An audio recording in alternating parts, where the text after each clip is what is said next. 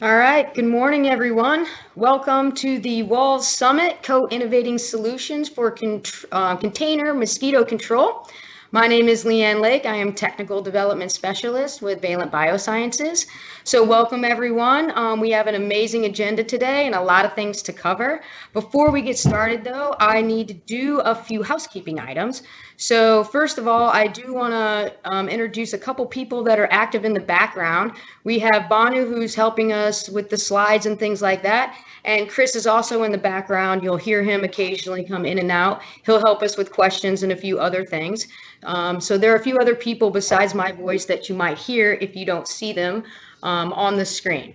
All right, a few housekeeping items before we get to the agenda is first, let's talk about the CEUs. So we have various states that have approved CEUs.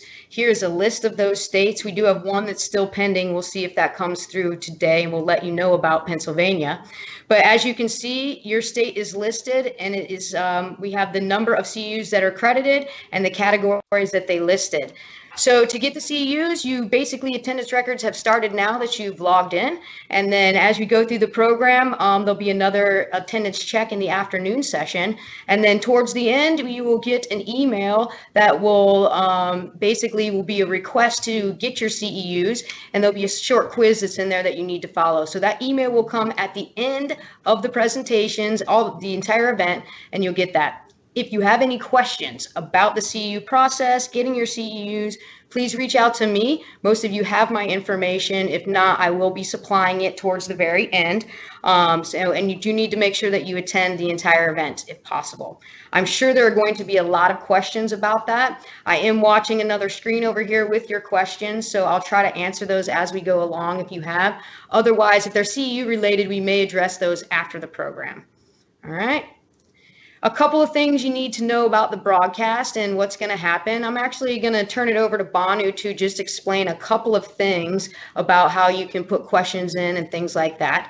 So Banu, if you'll go ahead and explain the broadcast real quick. Good morning, everyone. Thanks for joining in today.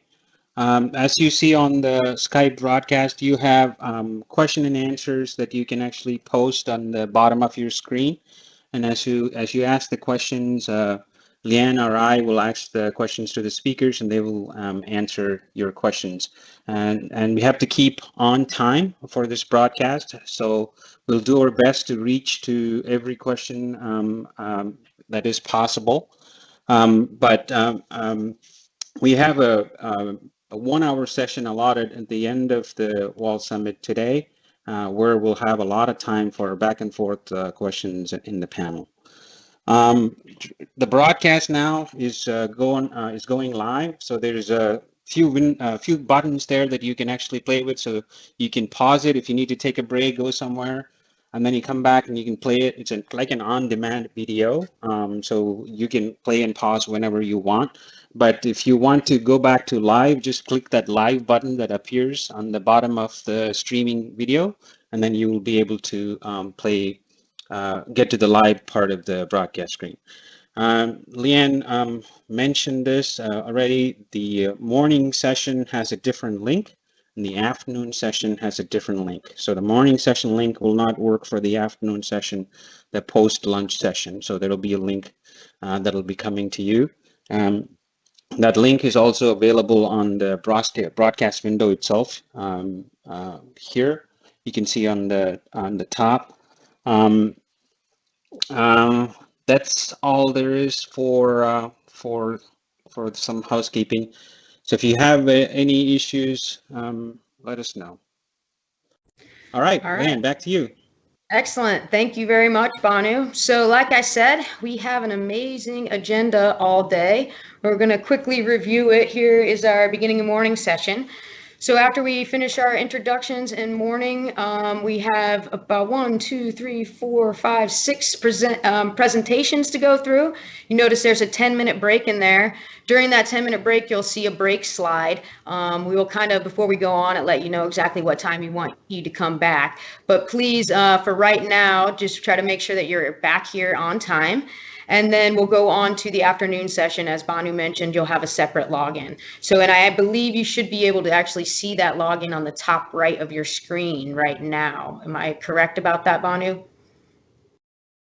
We'll say click here to join the afternoon session. So this will be, so if somebody accidentally comes to the morning session, they can click here to join the afternoon session, and that'll be the broadcast. Right now, if you click that link, there's nothing there because we haven't started the broadcast for the afternoon session. But as soon as we do, you'll see the same level of interface in the broadcast that's happening.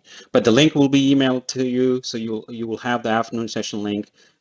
This is only a fail-safe. If you don't get that email, you can click from here too. Awesome. All right. So here's our morning session. Looks a little bit like this, and I'm super excited about it. We'll go ahead and take a peek at the afternoon session. Again, some amazing presentations and speakers here. So really excited to get this started. So basically, let's go ahead and do that. Let's get this started. I'm going to start with the first speaker. And I'm going to introduce Dr. Isik Unlu, who is with Miami-Dade County out of Florida. Isik, let me pull up your presentation here and we'll get you started. Okay. So we should be seeing Isik's loading right now. Yeah, I'm going to make Isik's video live. Give me a second here.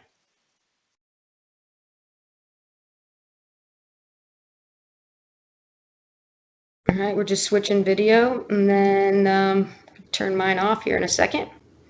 All right, there we go. Now we can see Isik. Okay. Can you go to You're online, Isik. That might not be my current presentation. Did I just forget this is not it? This is the one you uploaded to the Dropbox, right? Nope. This is not the one I emailed to. I didn't put it in Dropbox. I emailed. Yeah, I have it on the email. This is the one that came through. Okay. Well, how about we work on that, and Casey, will you be ready to start? We'll just switch and go to you first. Yeah, sure. I'm ready to go. All right. Let me pop yours right up here real quick, and then you guys can figure that out in the background. All right. Let me make Casey's video live. Here we go. Here. Give me a second.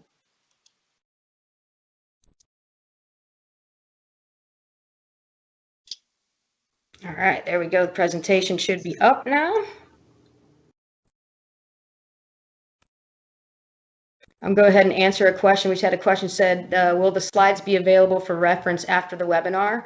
Most of them will be, and I'll discuss that towards the end, but we will definitely have contact information for these speakers as well if you want to reach out to them afterwards and stuff like that. All right, I think we're ready with Casey. We ready, Banu? Yes, live video is live. Go ahead, Casey. Take it away. Okay, great. Well, Leanne and Banu, thanks for all of the hard work that you've both put into this summit.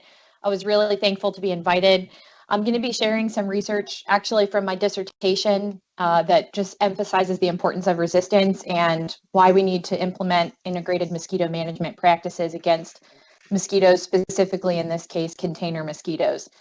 So I'll be presenting on the insecticide susceptibility status of Florida populations of container mosquitoes. And as Leanne said, my name is Casey Parker. I'm currently a technical development specialist with ADAPCO, but again, I'll be presenting some of my PhD work. So go ahead, Leanne.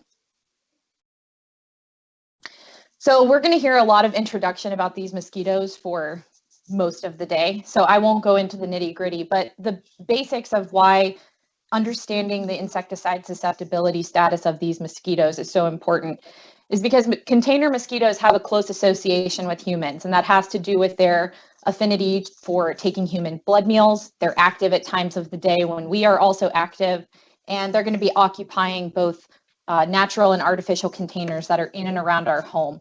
So this close association with humans, coupled with the fact that they're competent vectors of several arboviruses, makes them a pretty serious public health concern. And in Florida specifically, we've seen recent transmission of these arboviruses, and that just makes these container mosquitoes even more interest for control, not just from the nuisance aspect, but from the vector aspect as well. Go ahead. So Controlling these container mosquitoes comes along with challenges as well. First off, the larval habitats that they occupy tend to be pretty cryptic and numerous. So even if we're looking for them as vector control professionals, if we go out to someone's home and try to find those larval habitats, chances are we're going to miss one or several, and they're going to continue developing in those habitats, despite the fact that we tried to implement source reduction. Additionally, their crepuscular feeding habits put them at active times when our spray missions might not be occurring. So there's this asynchrony occurring there as well. But despite this, they are still being exposed to insecticides peripherally from those spray missions, but also from household use of insecticides, things that we use to treat our lawns and things like that. So as a result, resistance to insecticides has developed, and that can further reduce our control efficacy. That especially becomes a problem if we think of times of disease outbreaks when we really need to knock the infected adults out of the air. If the products that we would like to use do not work against the mosquitoes we're trying to control, your efficacy and ability to control this vector significantly reduces. Go ahead. This has been investigated by other authors in the past. I have two papers up here, Richards et al. And Estep et al. Both investigated Aedes specifically in Florida and also throughout the United States. And they have detected resistance to both pyrethroids and organophosphates. And why this is so concerning to me specifically, and I'm sure to many of you, is because we only have two chemical classes that we can rotate between when it comes to adulticides in the United States. So we have pyrethroids and organophosphates. And based especially off of Estep et al.'s paper, the resistance that we see in Aedes aegypti to pyrethroids is relatively high, and in some populations is fixed. So this makes rotation impossible because we've eliminated, or the efficacy of pyrethroids against Aedes aegypti has been significantly reduced. So we need to find ways of combating that so that we can hopefully see some type of reversion back to insecticide susceptibility and adjust our management practices appropriately. Leanne? Thank you. So to address this problem, we started a statewide surveillance program, and to do this, we worked with mosquito control programs throughout the state of Florida. So you can see on the map there, these are all the locations that we were able to collect Aedes aegypti and Aedes albopictus populations from. So the surveillance kit that's pictured on the screen was sent to mosquito control programs throughout the state. They did OV-cup surveillance, sent the egg papers back to us at the lab down in Vero Beach, Florida, and we reared those mosquitoes out to adulthood and eventually did CDC bottle bioassays. So that was 37 Aedes aegypti populations and 42 Aedes albopictus populations geographically dispersed throughout the state. So we have a pretty good spread of where these populations are at, so we can get an understanding of the resistance status over a large geographic scale. Go ahead, Leanne. And for those of you that aren't familiar with the CDC bottle bioassay, I'll just kind of give a broad overview of it. So you take these bottles that are pictured here on the left of the screen, and you treat them according to CDC protocols. And all that is you have a certain dose that the interior of the bottles are coated with, and you aspirate mosquitoes into that bottle, and they are exposed to the insecticide that's coated on the interior of the bottle. And you record mortality over a 2-hour period, and the mortality that you observe at a specific time point is how we make the designation of resistance. And I'll go into that in a little bit more detail in a second. And in our CDC bottle bioassays, we tested against 3 different organophosphate active ingredients and 6 pyrethroid active ingredients. I just want to emphasize here that this is against active ingredient and not formulated product. And the reason that is because formulated products can have inert ingredients that can sometimes mask or enhance a mosquito's response to an insecticide. So if you really want to understand the resistance status to a specific active ingredient, you need to be testing with the active ingredient and not necessarily the formulated product. Go ahead. So this is an example of an output that you might see from a CDC bottle bioassay. So the green line indicates the response of a susceptible population. So this is a population from Orlando that's been in colony for decades.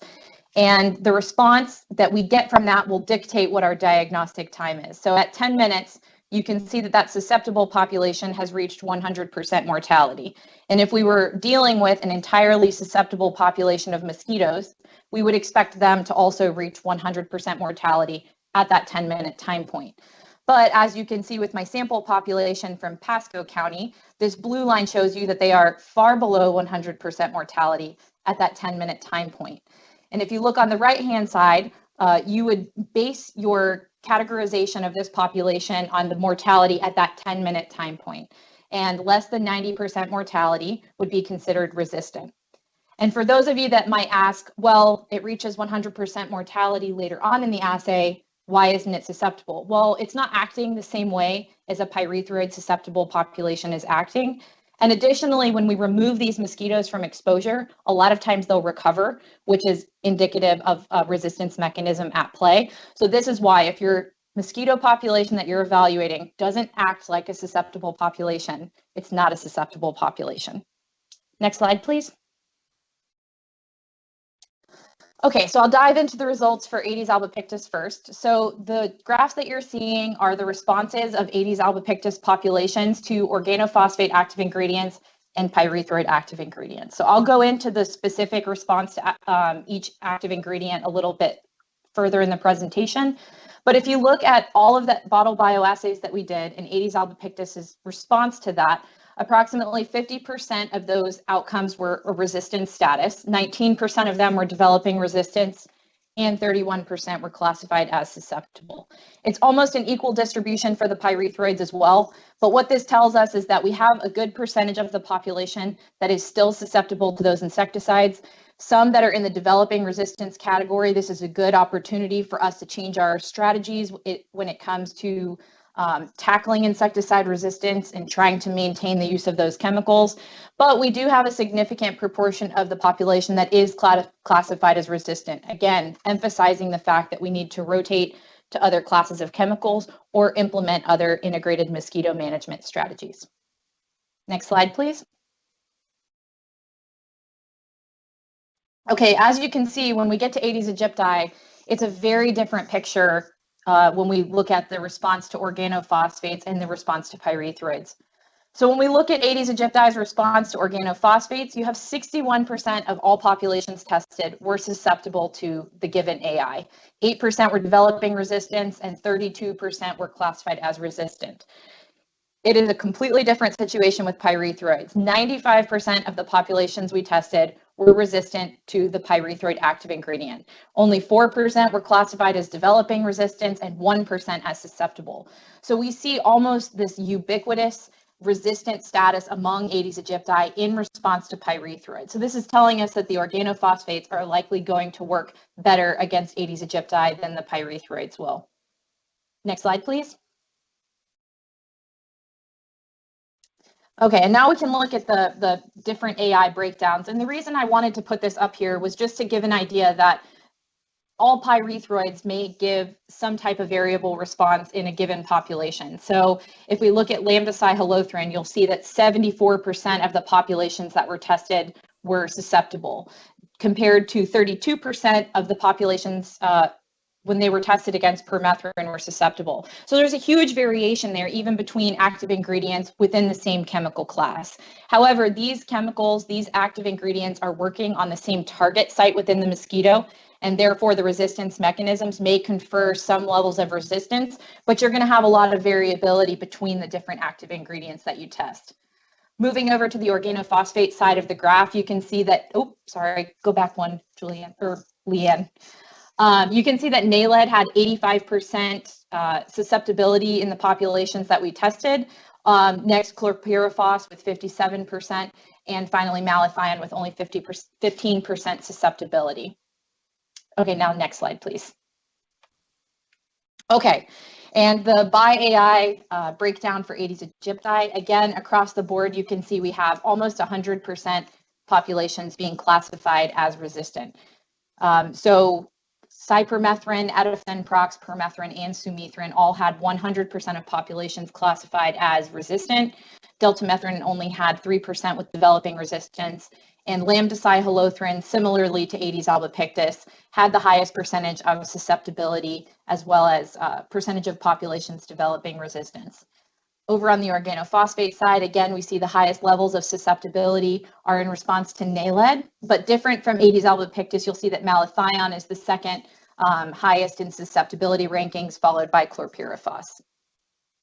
And while I'm on this slide, I also want to emphasize that these are laboratory assays for assessing phenotypic resistance. These results don't necessarily mean that you're going to have field failure of a product, that if I spray a permethrin-based product, that it's going to entirely fail in the field. If you want to get an idea of that, then you have to conduct cage trials and maybe even full-blown field studies. But this gives you an idea that there is resistance in the populations and that eventually down the line, it may result in field failures, or it may already be causing field failures. To really get at that, there's further investigation required. But this is a warning system. This is a way for us to know that mosquitoes are developing resistance. It's something that we need to take action against and respond to before we lose the use of an entire chemical class altogether. Go ahead, Leanne. So just to draw all of that together, pyrethroid resistance in Florida Aedes aegypti is widespread. As we saw, just about every pyrethroid AI we tested them against, they were resistant to. The resistance to pyrethroids and organophosphates has been detected in multiple counties for both species. So this is highlighting the importance of local programs testing their local mosquitoes with these active ingredients. This varies so much state to state or county to county, and that has a lot to do with the treatment regimens that you've had in place within your county for years. So if there's been a lot of pyrethroid pressure, you might see higher levels of pyrethroid resistance. Again, resistance to at least one pyrethroid was detected in every single Florida Aedes aegypti population. So no one came out unscathed in this process. We all need to be on alert for the pyrethroid resistance that we're observing in Aedes aegypti. And of course, reduced efficacy to any one of our chemical classes makes rotation difficult or impossible for a particular species.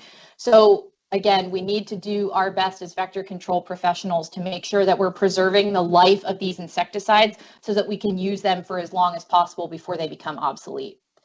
But there is kind of a shining light in this, in that Aedes aegypti and Aedes albopictus both responded the best to NALED and lambda-cyhalothrin, so that's consistent. And we might be able to exploit that a little bit more in tackling resistance. And Aedes albopictus responded pretty well to edifenprox as well. Next slide, please. And I like to close with kind of a call to action so that this isn't just data on a screen.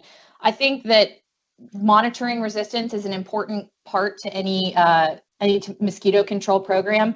I know that sometimes resources are limited and not everyone has the ability to do resistance monitoring. So in a lot of cases, partnering with maybe an academic institution that is investigating this, or looking into free resources where you can get resistance monitoring results, it would be really helpful for us to not only get that information, but share it with our vector control community and the CDC so that we can look for trends in the resistance that we're observing, and again, develop response to it. We don't want to just detect resistance and not take any action against it. There are things that we can do from an integrated management perspective to tackle resistance. And of course, that starts with rotation of adulticides when you are using adulticides, engaging your community in prioritizing source reduction so we can get rid of as many of those container habitats as possible. And finally, the reason I was included in this WALS Summit, implementing strategies that get to those cryptic container habitats that we can't find. So we know we're going to miss some. We know that our adulticides aren't going to always work. And so what we need is a larviciding strategy that gets at those containers that we're missing. And that in combination can help us battle the Aedes aegypti and Aedes albopictus populations. Next slide, please. And I just wanted to point out that there is a new CDC resource available that highlights all of the things I talked about today. So it goes through the procedure on how to conduct the CDC bottle bioassay. And there's also an email in that manual where you can actually request a resistance monitoring kit. This tends to be one of the more expensive pieces of getting your program up and running with resistance monitoring. And they will send you the active ingredients, they'll send you the bottles, mostly everything you need to get up and running with resistance monitoring. So they're trying to make it accessible to as many people as possible. So if you're interested, I highly suggest you explore that resource and start these resistance monitoring programs in your local areas. Next slide. And of course, I mentioned earlier, this was part of my PhD research. So the Florida Department of Health funded us to look into resistance within container mosquitoes. The Department of Entomology and Nematology at the University of Florida is where I went to do my PhD. And of course, there are several collaborators throughout the state of Florida that I owe a huge thank you to for sending in mosquitoes. Next slide. And if I went through this too quickly and you would like to reference any of this information again, I'm happy to answer questions at the close of this presentation, but the research was also published in the Journal of Medical Entomology, so you can access the publication there as well if you would like to refer back to it. And with that, next slide. I'm happy to take any questions. My email's at the bottom of the screen if I don't get a chance to answer your question today at the WALS Summit or at the panel discussion. Thanks, and I hope you guys are all staying safe. Awesome. Thank you so much, Casey, for that. And actually, we do have a couple questions, and I think we have some time to answer them. So let me just read what we have here. Do you have any insight about resistance levels in areas where there have not been adulticide spray programs in the past? A little bit. So I can comment because I didn't include the data here from national parks. That's a separate project that Dr. Connolly and I are working on. But even in areas that have been untouched by insecticides through mosquito control, we're still detecting some level of resistance in those populations. So this could be because there's drift from agriculture, or like I said, the household use of insecticide, but somehow these mosquitoes are getting exposed and developing resistance. So yes, even in areas where there hasn't been as much spray going on, we will still see resistance in some of those populations. Awesome. All right, we have one more. What practical implications this resistance would have for field operations? Shouldn't you also be testing products containing PBO, for example, alongside technical grade material? Great presentation. Thank you. Okay, well, whoever that was, thank you. So to answer the PBO question first, yes, absolutely. PBO will actually give you an idea of what resistance mechanism might be at play and how we can knock that resistance mechanism out to try to exploit any susceptibility that might remain within that population. So yes, you can also test several different inhibitors to get at the resistance mechanisms and try to elucidate that a little bit more. And the next step from this is when you detect resistance, I would recommend a field trial. I always try to follow up a lot of these assays with reaching out to the mosquito control programs, and did this with several to find out what it means on a day-to-day basis. Are your products going to work in the field? Are you going to get any type of control? So operationally, there are next steps to this that absolutely have to occur. But as a warning system and as a baseline, this is a good start to a resistance monitoring program. Awesome. Well, I think that's all the time we have for questions for you. Casey, again, thank you so much for your presentation and taking the time to be with us today. Here's Casey's information is still up, and then she will be back for the panel discussion at the end of the program. If you think of other questions, just go ahead and send them in. All right, we're going to move on. And our next presentation, Banu, I believe you're going to bring this one up, correct? Yes. Okay. I'm going to bring this up here. So our next presenter is Seleena Benjamin, and she is all the way from Malaysia right now, very far away from us, and I believe it is in the middle of the night, maybe 10:30 in the evening, and it's a day ahead, I believe. So Seleena, thank you for being with us. We did pre-record her presentation, so we're going to play that, and then she's here available for questions. So whenever you're ready, Banu, go ahead and pull that up. Okay.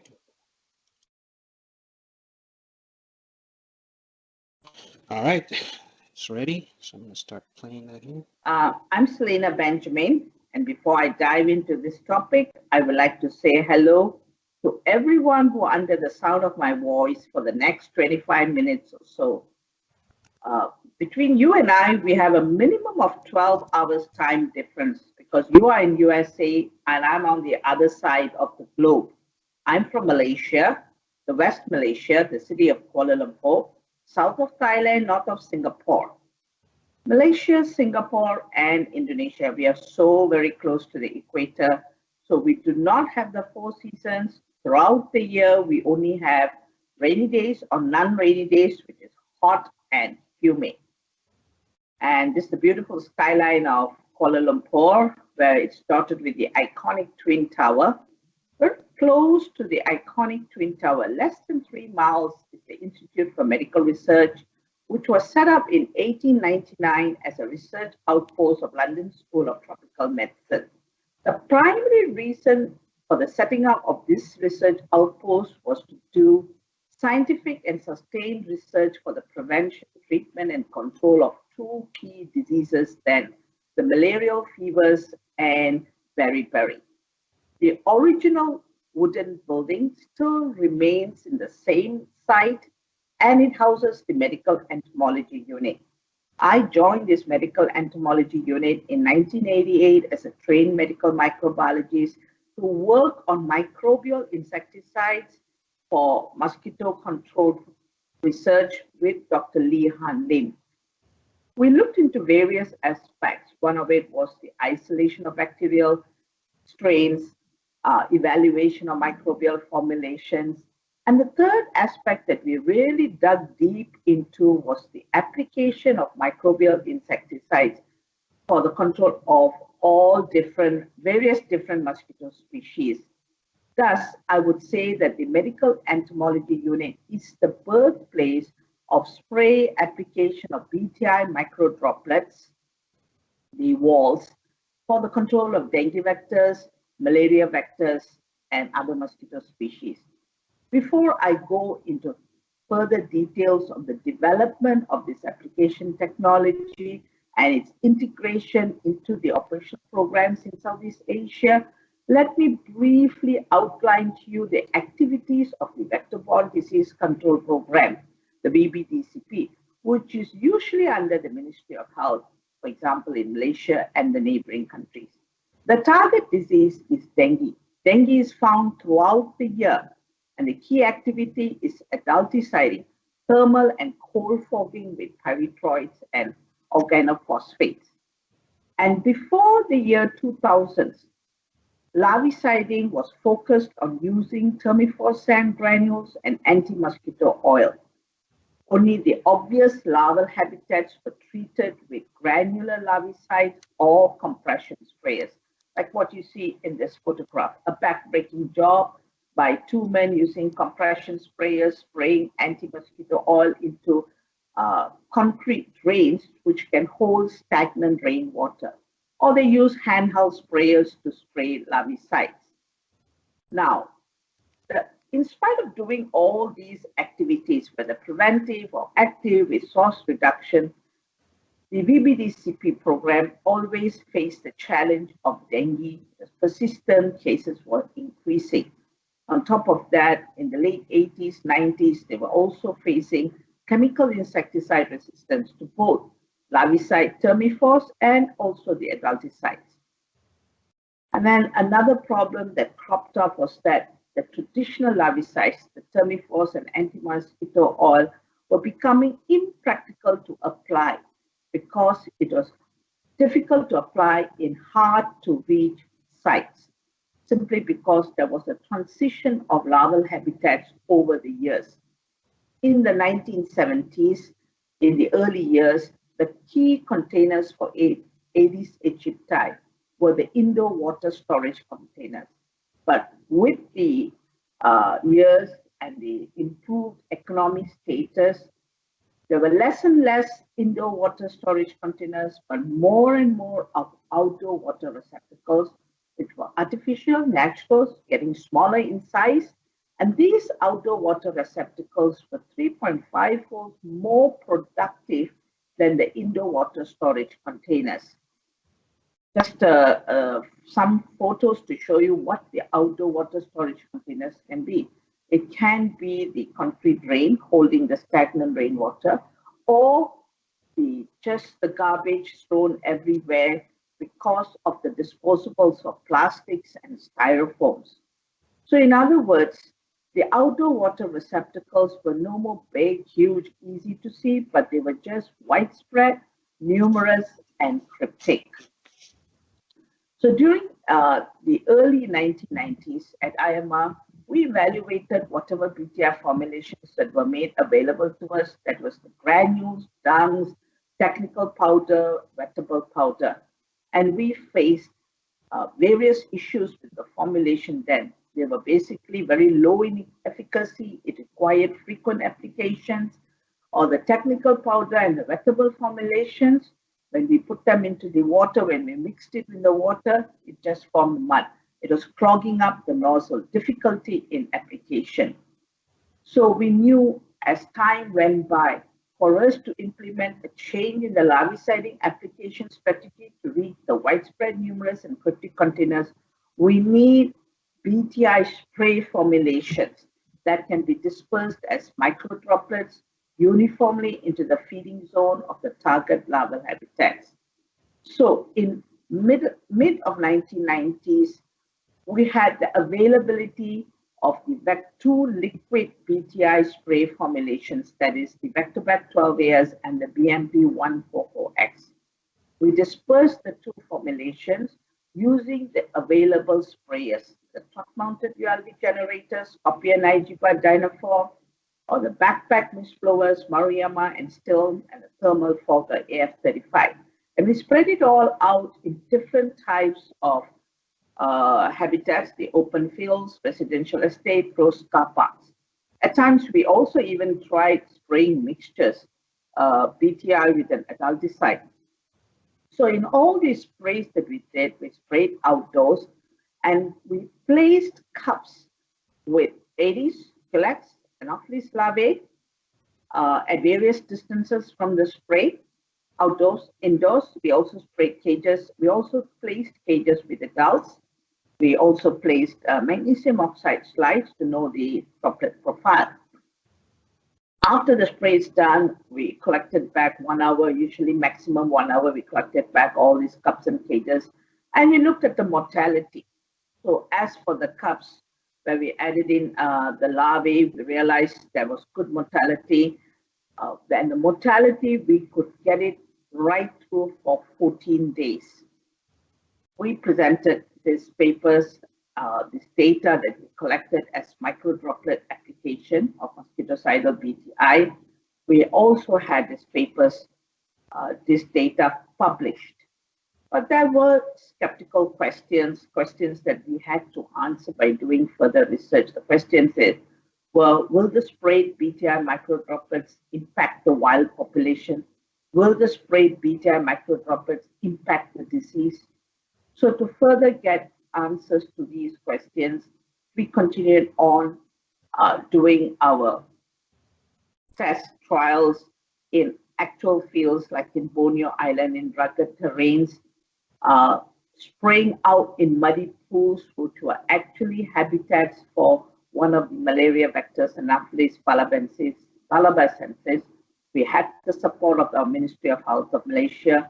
We sprayed using a backpack mister. We sprayed Vectolax, and the study was done over 2+ years. And we measured the population of the adult mosquito malaria vectors. We saw that there was an impact. This data was published, but we further progressed with in-depth studies using VectoBac WDG from the year 2004, where we sprayed in residential estates or dense vegetation with swamp, depending on which vector we were targeting and which disease we were targeting. So if it's residential estates, we were after the dengue disease. So that means we were after Aedes aegypti and Aedes albopictus. So to measure the field population, we used ovitrap surveillance. In my region, we cannot use BT Sentinel trap because it hardly traps any Aedes mosquito. So we used ovitrap surveillance to measure the Aegypti and albopictus population, and we also measured the dengue incidence rate.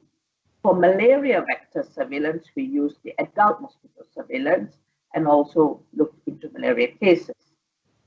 Now, if the sites were less than 12 hectares, we just used application from backpack misters.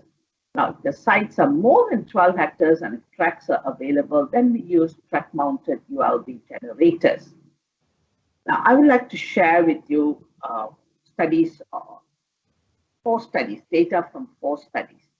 So, for example, one of our first ones was in 2007 to 2008, a 1-year study where we did in an endemic site for dengue, not far from Kuala Lumpur, where we sprayed using backpack misters in an 8-hectare area with 300 houses.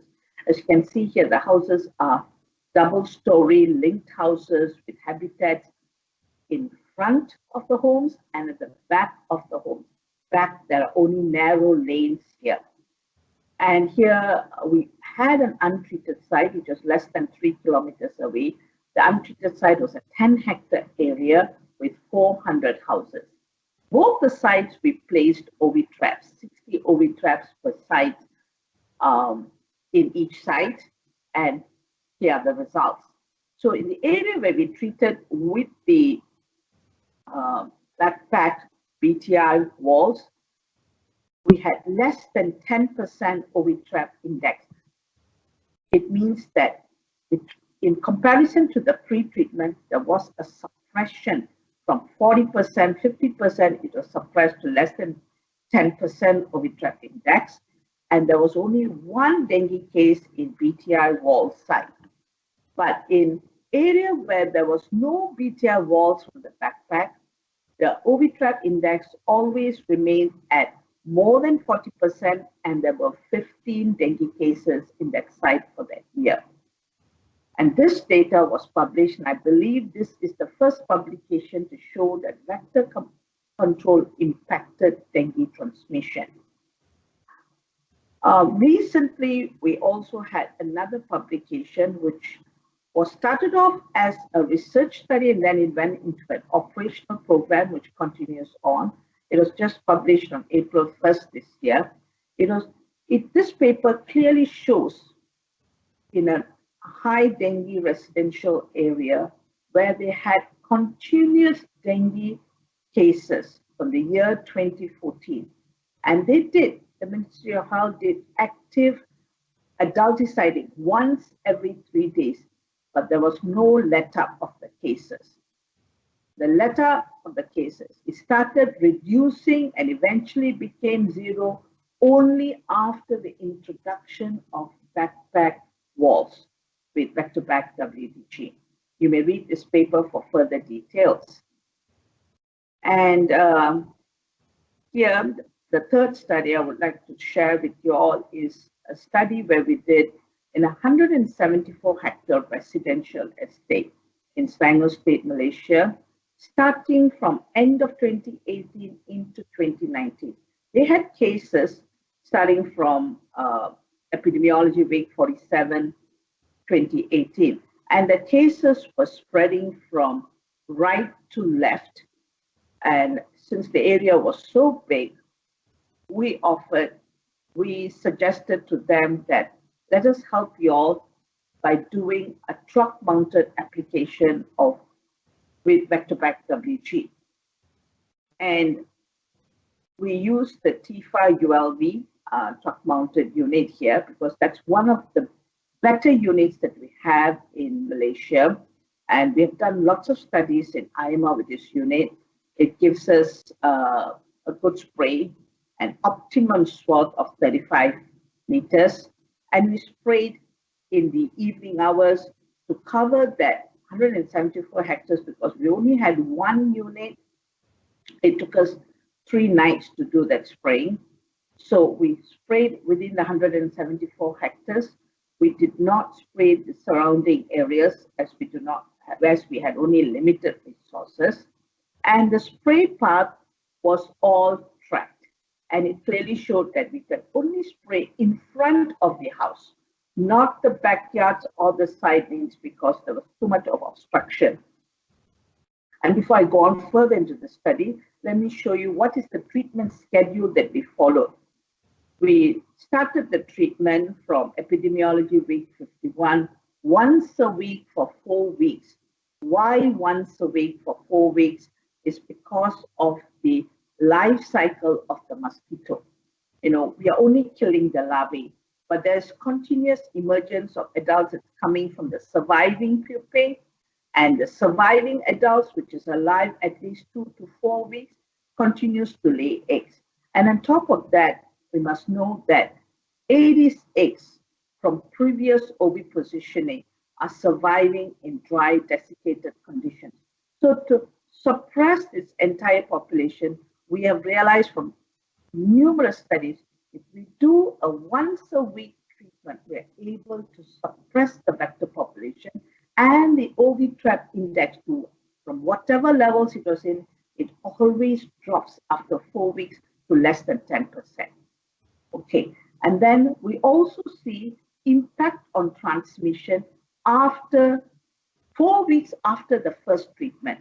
That is because the surviving adults are still causing the viral, the transmission, and then due to the virus incubation in mosquitoes and humans.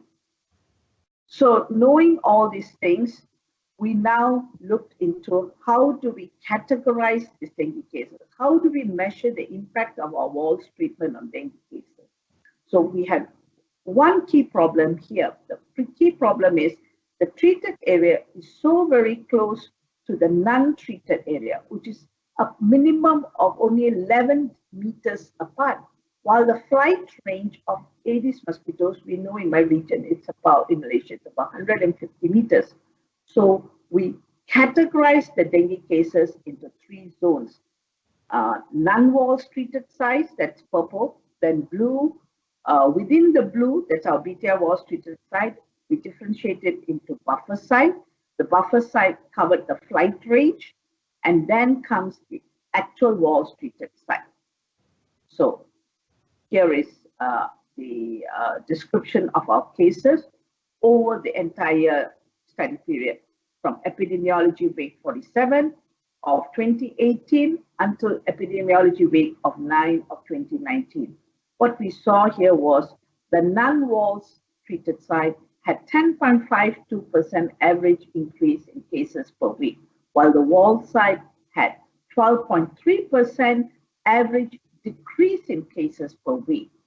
To further look into the details of the cases, here it is presented as mean number of dengue cases per epidemiology week.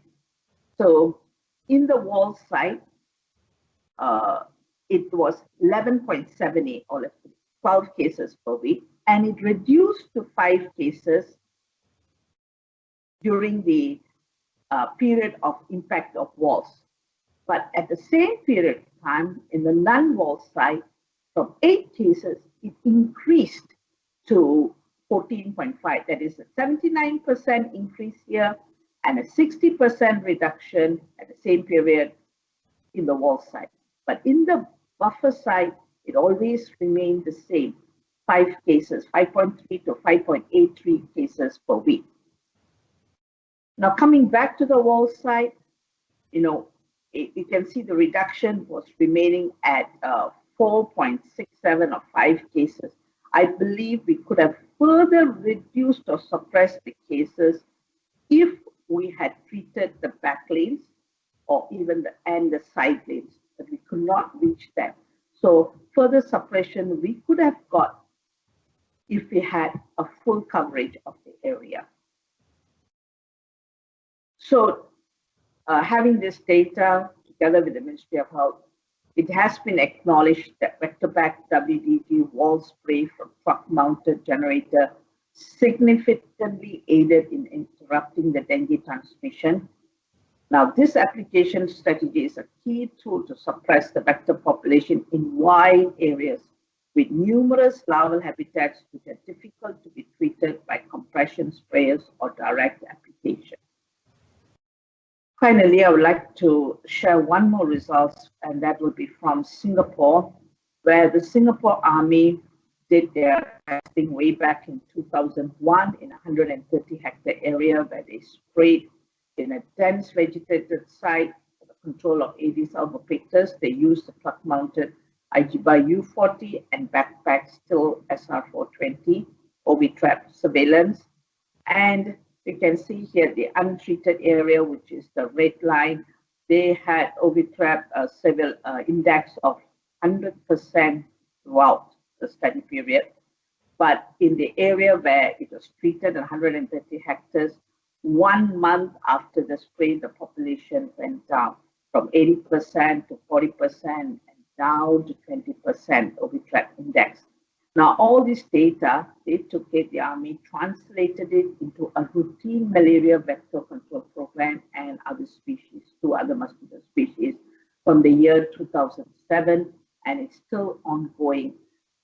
They spray using the same units, truck-mounted U40 and the backpack sprayers in a dense vegetated site of 2,000 hectares, 2 different sites. And this is how the sites look, mangrove swamps and as such. And they find that after that, they have implemented it in the same site. When we started off in the year 2007, we followed the same treatment schedule, once a week for the first 1 month or 4 weeks, and then once in 2 weeks.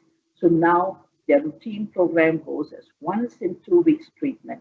And they found there's no more malaria cases. They've terminated the chemoprophylaxis program. And this paper is published in the American Journal of Tropical Medicine.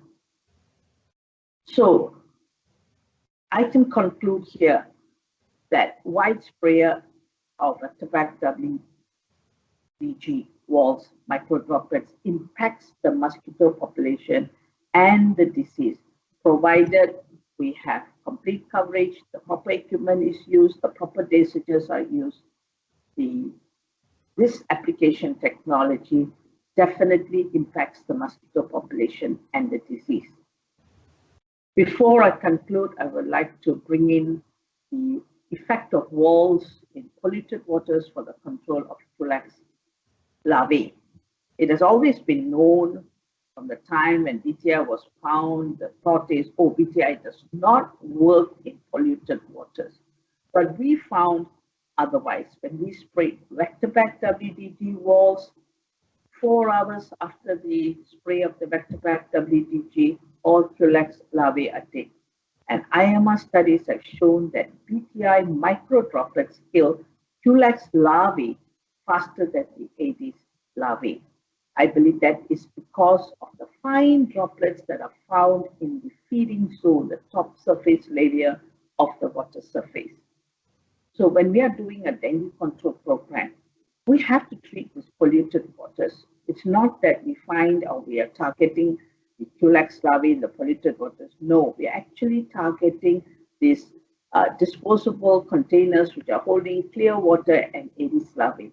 So when we treat this type of habitats, within a week or 2 weeks, the residents in the area, they will tell you, oh, they're not having any more mosquito bites. On further questioning them, we find that actually they're not being bitten by the night biters, the Culex. So dengue control program always have an advantage. The Culex mosquitoes are killed. So with that, I would like to end my presentation. And all we can say at this point of time in my region is that, yes, VectoBac WDG WALS from truck-mounted ULV generator or a backpack is much lower, is acknowledged as a key tool in disease control programs. But our challenge is to have efficient and sufficient sprayers, and we are working towards and overcoming this challenge. With that, thank you. Awesome. Thank you so much, Seleena, for that presentation. I know you're here for some questions, and we do have a couple that came in. Let's see here. Were the residents in that area open to spraying? Let me make sure Selena's mic is on here. Can you hear me? Yes. Seleena, you have to unmute yourself. It's the second button on the Skype next to the camera, where you turned on the camera. Okay, can you hear me? Yes, we got you now. So did you hear the question? Yes, whether the residents are okay or not okay with the spraying. Okay, just before the spraying, when we are starting on a program, we always have someone going around to announce, to tell the people that we are doing such a spray. Okay, usually it's not done for Larviciding because Larviciding is relatively very new. So they do that, they announce and no one complains. Good. And this topic might come up. I know there's a few other presenters that have some similar situations. So we do have one more question. I'm actually going to save that for the panel discussion because I want to ask everyone that question. Okay. So with that, I think we're going to say thank you, Seleena. If you guys think of anything else, she'll be here for the panel discussion at the end of the program, and we'll just continue to move on. So thank you so much, Seleena. Okay, thank you. All right, so next up, we got everything situated with Isik, so we're going to go ahead and have Dr. Unlu is going to present on the challenges with container-inhabiting invasive Aedes mosquitoes. So I think we are all loaded with her presentation. Let me get her her video up and we'll be ready to go. Yeah, our presentation is up. It's on the screen now. So go ahead, Isik. Good morning, everyone. I don't see any video on the screen, Yeah, but I think you guys see me and hear me fine? It's coming on now. Don't worry. Got you. Yeah, go ahead. You can start. Okay. It'll show up. Yeah, go ahead. First of all, I would like to thank Banu and Leanne to inviting me to this summit. And I also would like to thank Casey and Seleena jumping in and filling in and keeping us on the schedule. Since I started working from home, I've been sending blank documents to colleagues.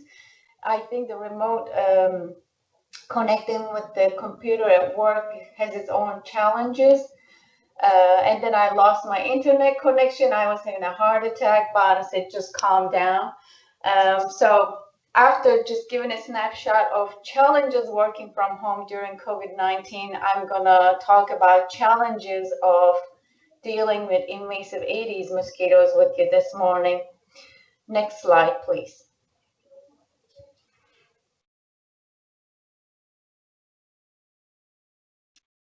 I thought to start talking about the challenges of controlling invasive Aedes mosquitoes, I think that it's very appropriate to talk about what were the challenges when we first started mosquito control in the United States.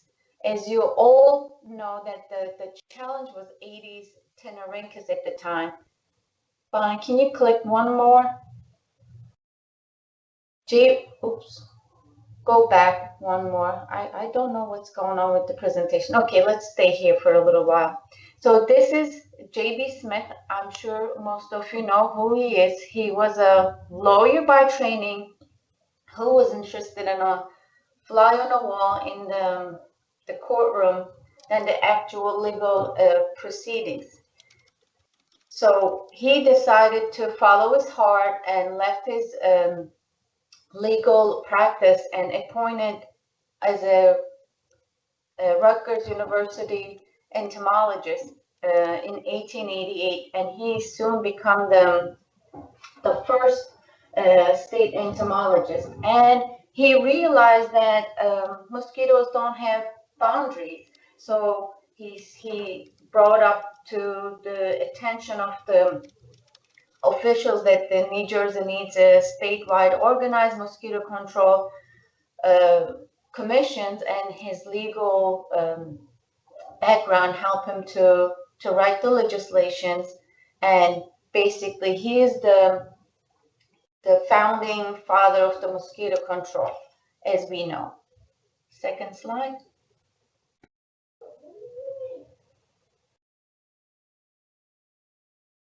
So J.B. Smith found that the moment of mosquito control, now it's showing up the thing. You can move forward, Bana.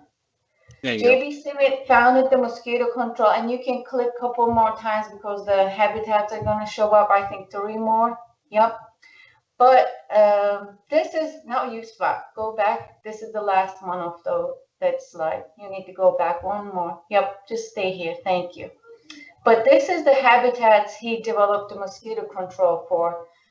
Salt marsh areas, floodwater, slumps, all reoccurring habitats which follow tidal events or rain or floods. So we have been conducting mosquito control over 100 years on these habitats we have become quite adept of releasing mosquitoes in these habitats, and we have been practicing sound science to fine-tune the operations over a century. Next slide, please.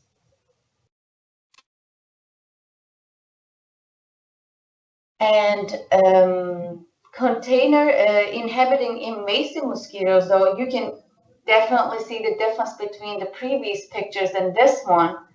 The container inhabiting invasive mosquitoes completely changed the rules of the game.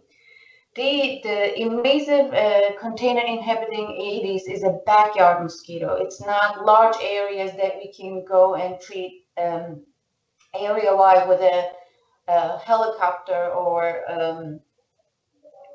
planes and have a good coverage. These mosquitoes are patchy. You know, you can have a well manicured backyard in a neighborhood, couple of them, and have no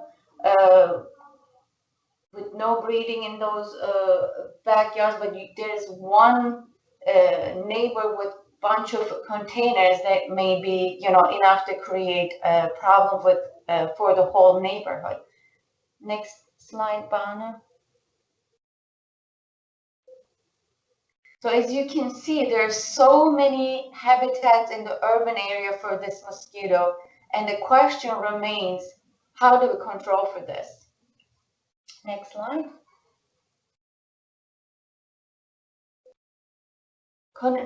These mosquitoes are live near the human habitats in urban, suburban, and rural habitats. They lay their eggs and produce larvae in natural and also artificial containers. Females have wide range of hosts. If we're talking about Aedes albopictus, although Aedes aegypti has more strict host range, exclusively feeding on humans, but I've been hearing there are studies coming out showing that they're feeding on cats. So they do feed on mammals, and in Egypticus it's predominantly on humans. And very aggressive daytime feeder in the outdoor areas, and I can just confidently say it's the #1 pest along the eastern seaboard from Florida to New York. Next slide. And you can just keep clicking. Yep, it's gonna show all the things that I mentioned. They're very invasive, major nuisance, paradomestic, emergent and efficient vector, very, very difficult to control because of all the habitats are available for them, a big pest and a public health concern in the US. Next slide, Juan.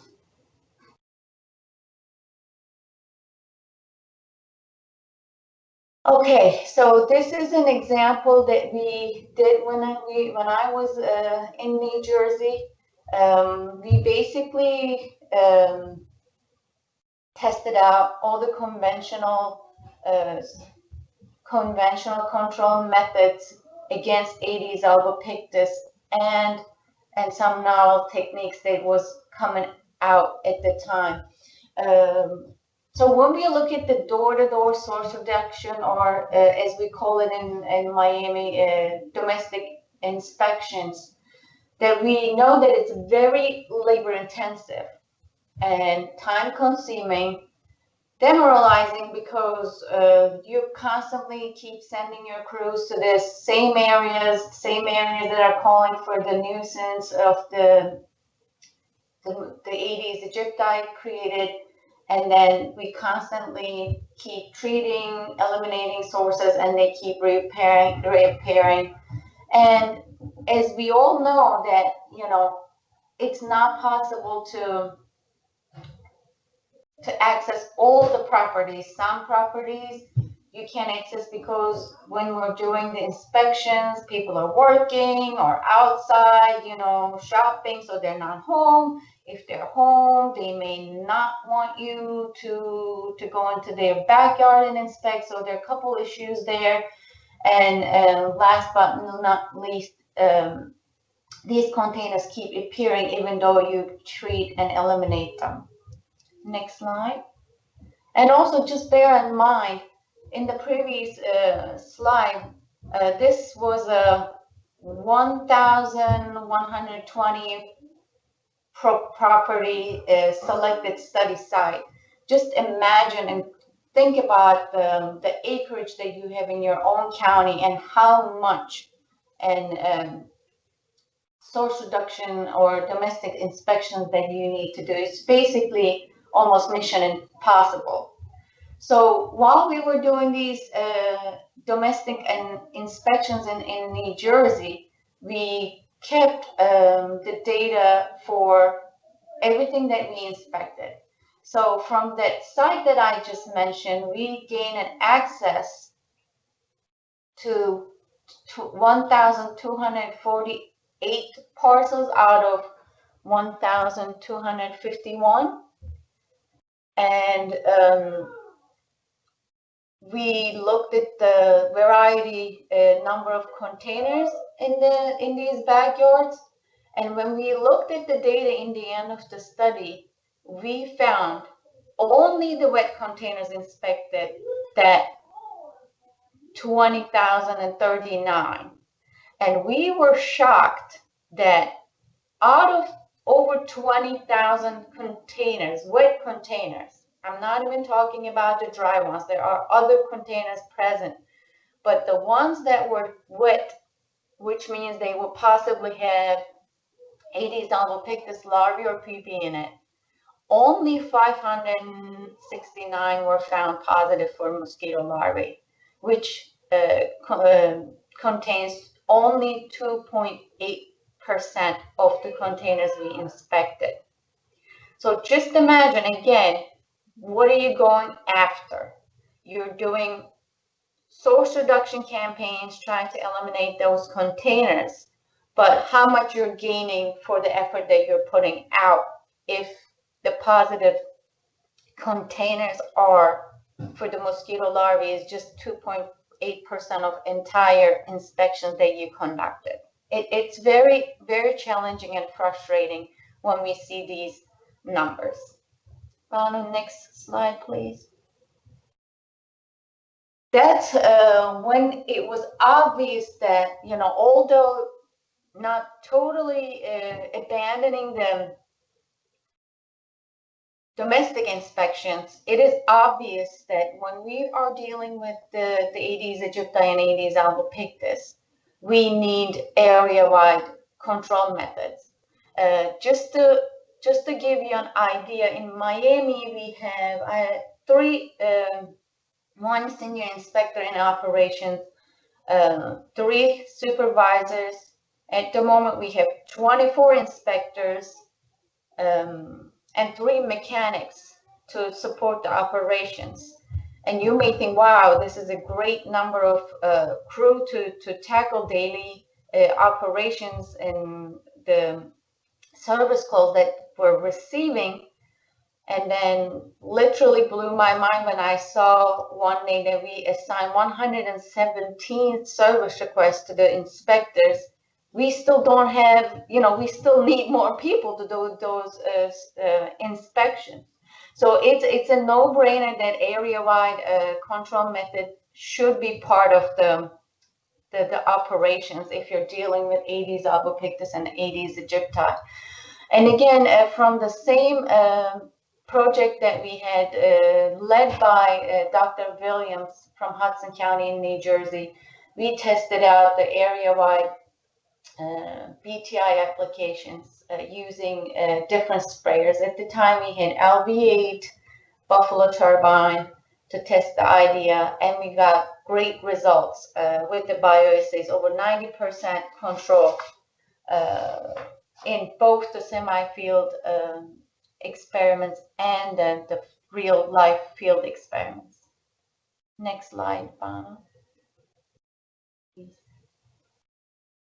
And during that project, we also monitor the populations in the same areas, which is a great luxury of doing it, because to do the same sites over and over years and have a historical data. So we did see the patterns, and the first thing comes into mind, because we did not have albopictus all around the year like we have Aegypti in Miami and South Florida.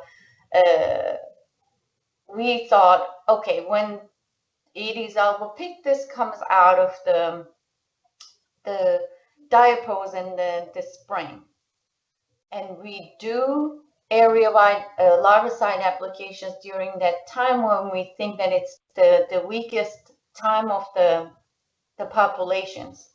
Can we make any change of the peak time? Can we lower the peak time? Can we reduce the peaks? How is that gonna work? Next slide, Manu.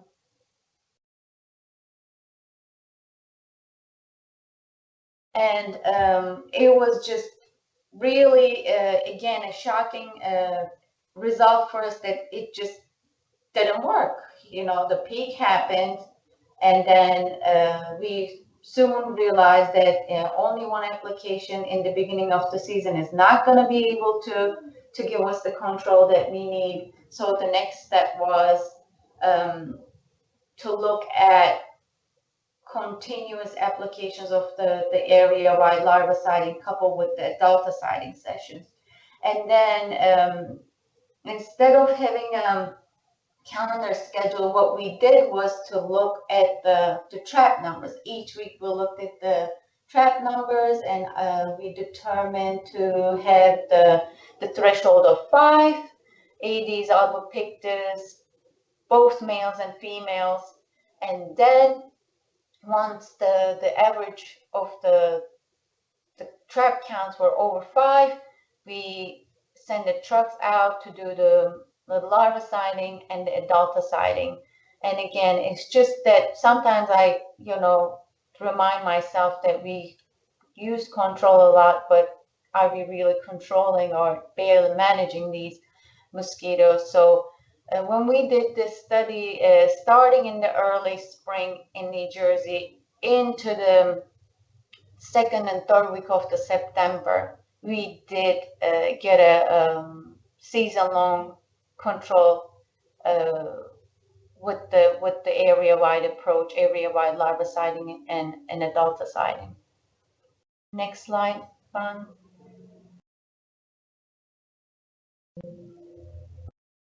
Okay, now in the last part of the presentation, I also want to mention that in 2016, AMC received the CDC grant after we had the outbreak of Zika in Miami-Dade, which took the 9 pages of very well written for the time, and again, mostly geared towards Aedes tenorhynchus and Aedes solestans, because those were the challenges we had in the past. And Dr. Shu just sent me an email a couple days ago, a professor asking for help with the historical data and challenges in mosquito control in Miami-Dade, and Professor Patterson was CC'd on that email and sent the Florida proceedings from 1936. And I just, in between all those Zoom meetings and emails, working from home, I just thought that I would just glance at it. But once I started reading them, the proceedings written on Broward County and Miami-Dade County, it was just so fascinating. I couldn't even stop reading. It was 1 a.m. in the morning. I was still reading, and it was mentioning how Miami-Dade County hired people 30 cents an hour to work on the ditches and try to reduce the Aedes tenorhynchus populations in the county. Now the times change, that although we're still dealing with Aedes tenorhynchus at a certain point, that in Miami-Dade, we're dealing with Aedes aegypti. I can confidently say 90% of the service requests are generated by this mosquito. It is very difficult to control, and knowing the fact that it's very difficult to control, CDC and AMC saw the need of the update of our best practices for integrated mosquito management and gave a big part in the BMP, the manual on Aedes aegypti and Aedes albopictus. And you can find, this is a proof-based document. We try to include all published data on Aedes aegypti and Aedes albopictus for surveillance, control, and included in this manual. And I think it's just to keep in mind that in order to overcome the challenges to deal with this mosquito, there's not one tool or one thing and one strategy that we can just follow. There's need for more than one tool. It's really, when you say integrated pest management, I think that just perfectly fits to the concept of dealing with these invasive container-inhabiting mosquitoes. And you can use, go back to this manual as a resource if you don't have these mosquitoes in your district, in your county. Yet it is a great resource to look and read. Next slide. Will be my last. That is all the slides we have. Yep. Okay. So thank you so much. And oh, I knew there was another one. This is the last one. Okay. And just very quickly, also we have e-modules on our website, AMC website, that talks about and goes through overview of Aedes albopictus and Aedes aegypti, behavior, surveillance, and control. They're really good resources. Again, if you're not familiar with these mosquitoes, but you're thinking that you will be dealing with it in the future and want to know about the challenges that we mentioned, this e-module is also a great resource to look at and spend some time on it. Thank you so much for your time. Awesome. Thank you so much, Isik. I didn't see any questions come in specifically for you. Just double checking. Nope. So Isik will be back during our panel discussion. If there's some other questions that come up for her, just write those in and we'll take care of them. So now I think we're to our first break. We're slightly ahead of schedule, which never happens right on time. So we are going to take a 15-minute break. And we will come back at, how about 11:30? So just a couple more minutes, 16, 17-minute break. All right, so we will leave this break slide up so you know we're on break, and we will see you all in 15 minutes.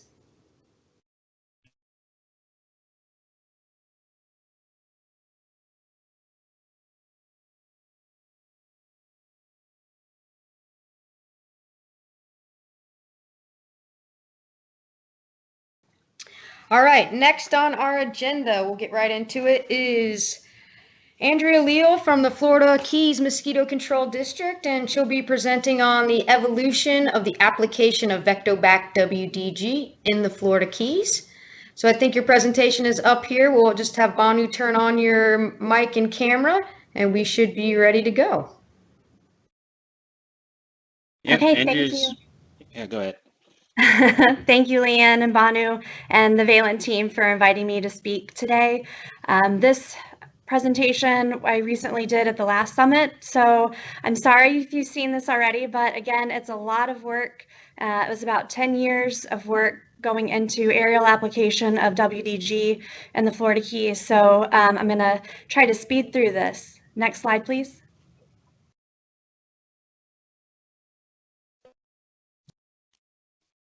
So for those that don't know, the Florida Keys are located at the southernmost tip of Florida. We are unique in that we have a very subtropical climate, which means that we have mosquitoes almost year-round. Some years, this last year, I think we were out larviciding with BTI on Christmas Eve. So we really do control mosquitoes down there year-round. Our district is a special taxing district, and we have an operational budget of about $12 million. So we do have a very robust mosquito control program. Next slide, please. With that, you can see the majority of the mosquitoes that we collect are Aedes tenerincus. We do have a small percentage of Aedes aegypti collections that actually make up more than 10% of our annual mosquito control budget. So I think just to reiterate Isik's point in that while we may not have huge numbers of Aedes aegypti, they are very difficult to control.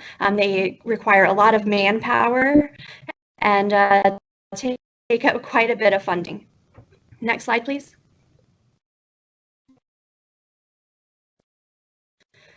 So we really got into Aedes aegypti control probably at around 2000 or so. And while we did have a domestic mosquito control program, we did see in 2009 and 2010 the resurgence of dengue fever in Key West itself. And what we've seen throughout Florida is that we're getting a number of imported cases. So we are constantly getting that virus influx every year. So it's really important that we do our best to try to stay on top of this. Florida itself has had locally acquired cases almost every single year since that 2009 and 2010 in Key West. Next slide, please. So basically, during that dengue outbreak, we threw everything we could at Aedes aegypti control, plus the kitchen sink. We repeatedly swept high interest areas, eliminated larvae, doing this on an almost weekly basis. We brought all of our employees in throughout the Keys to Key West, so we had a little over 40 employees that were out every single day on this 3x5 island, and doing our best to just treat what we could.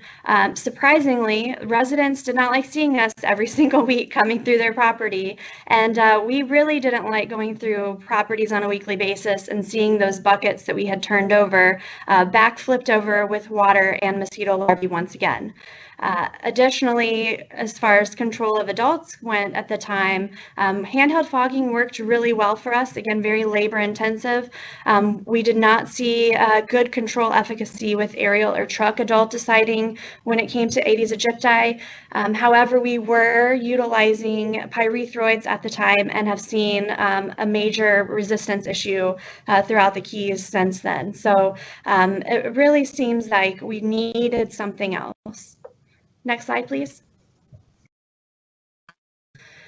So some of the major hurdles that we saw and continue to see when it comes to Aedes aegypti control, you have a number of property denials. You know, not everybody wants you to come through their property. We still see continuous breeding. We aren't seeing noticeable changes in most people, and none of us out there really have enough manpower to be able to cover everything in a timely manner. Additionally, for us in Key West, specifically during the dengue outbreak, we really weren't getting any interest, whether from residents, local officials, the newspapers and media. They weren't interested in reporting on this. Next slide, please. So even though we were added additional personnel, we were still taking at least a month to get to every single location. And we all know that you're not going to find everything, you can't treat everything, and if it takes you a month to get back there, we're going to have mosquitoes that are coming off in between these. So the big question was, how can we treat everything at once? Next slide, please. And this is where we started looking at the aerial application of VectoBac WDG. And we were interested in being able to do this over the main interest points in Key West. So very residential, and we wanted to do this with our helicopter. It seemed like this was the way to go if we could show that it worked. Next slide, please. So when this was introduced to us, I know that Seleena had done quite a bit of work with the backpack sprayers over in Malaysia at the time. And what we really wanted to do was see, could we do this treatment over large areas? Will it treat those cryptic containers that maybe our inspectors can't find? We really were interested because it's very target specific. And our residents are really used to helicopter work from us already, so we felt that this was the best way to go. Next slide, please.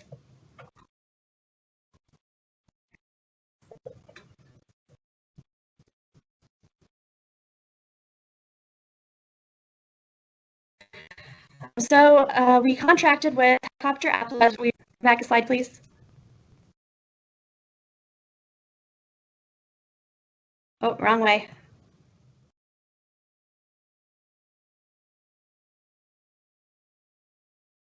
And one more. There we go.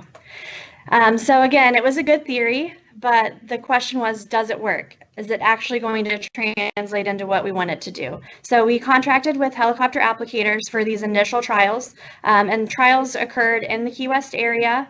And what we did was we set out cups all through the area and did our treatments, came back to the laboratory, flooded them with water, and tested larval mortality.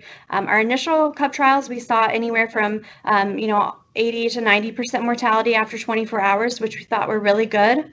And then we did real life scenarios. So asked our inspectors to go out, leave larvae in the field where they find them, tarps, bird baths, buckets, flower pots, etc. And then after application, go back into the field and check those for mortality. And we saw anywhere from 70 to 80% mortality after 24 hours. Next slide, please.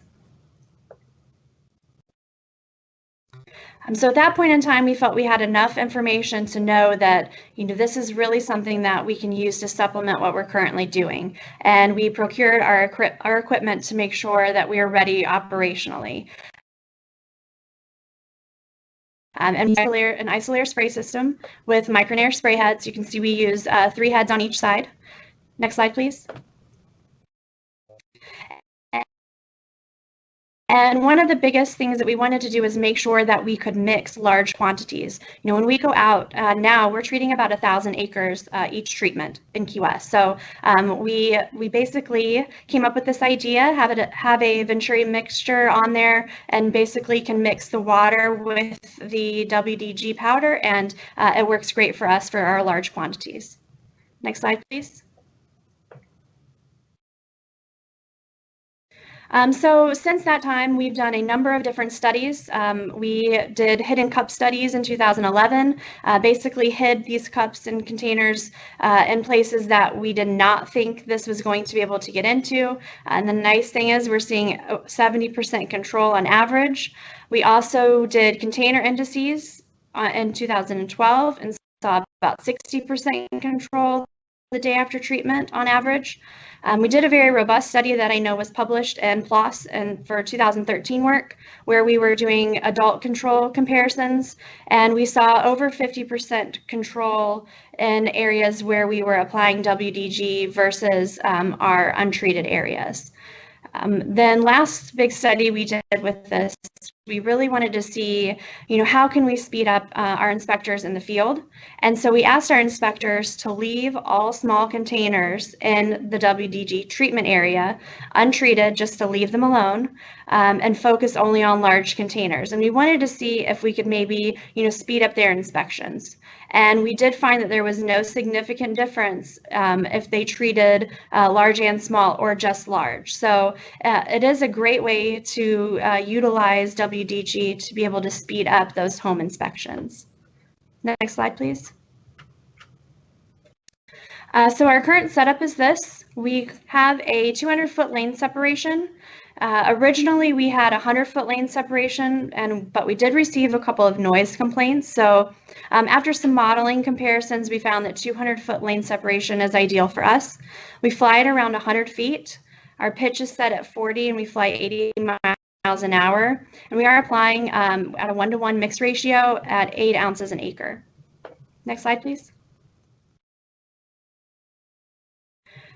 So currently, this is operational for us. These missions, when we do them, are rain dependent.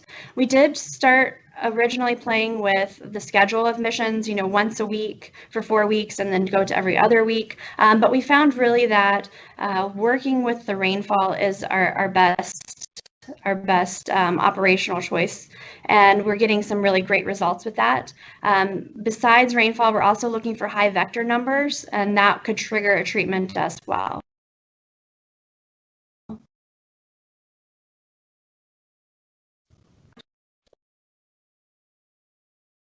Additionally, we've added more inspectors, again, really focusing on source reduction.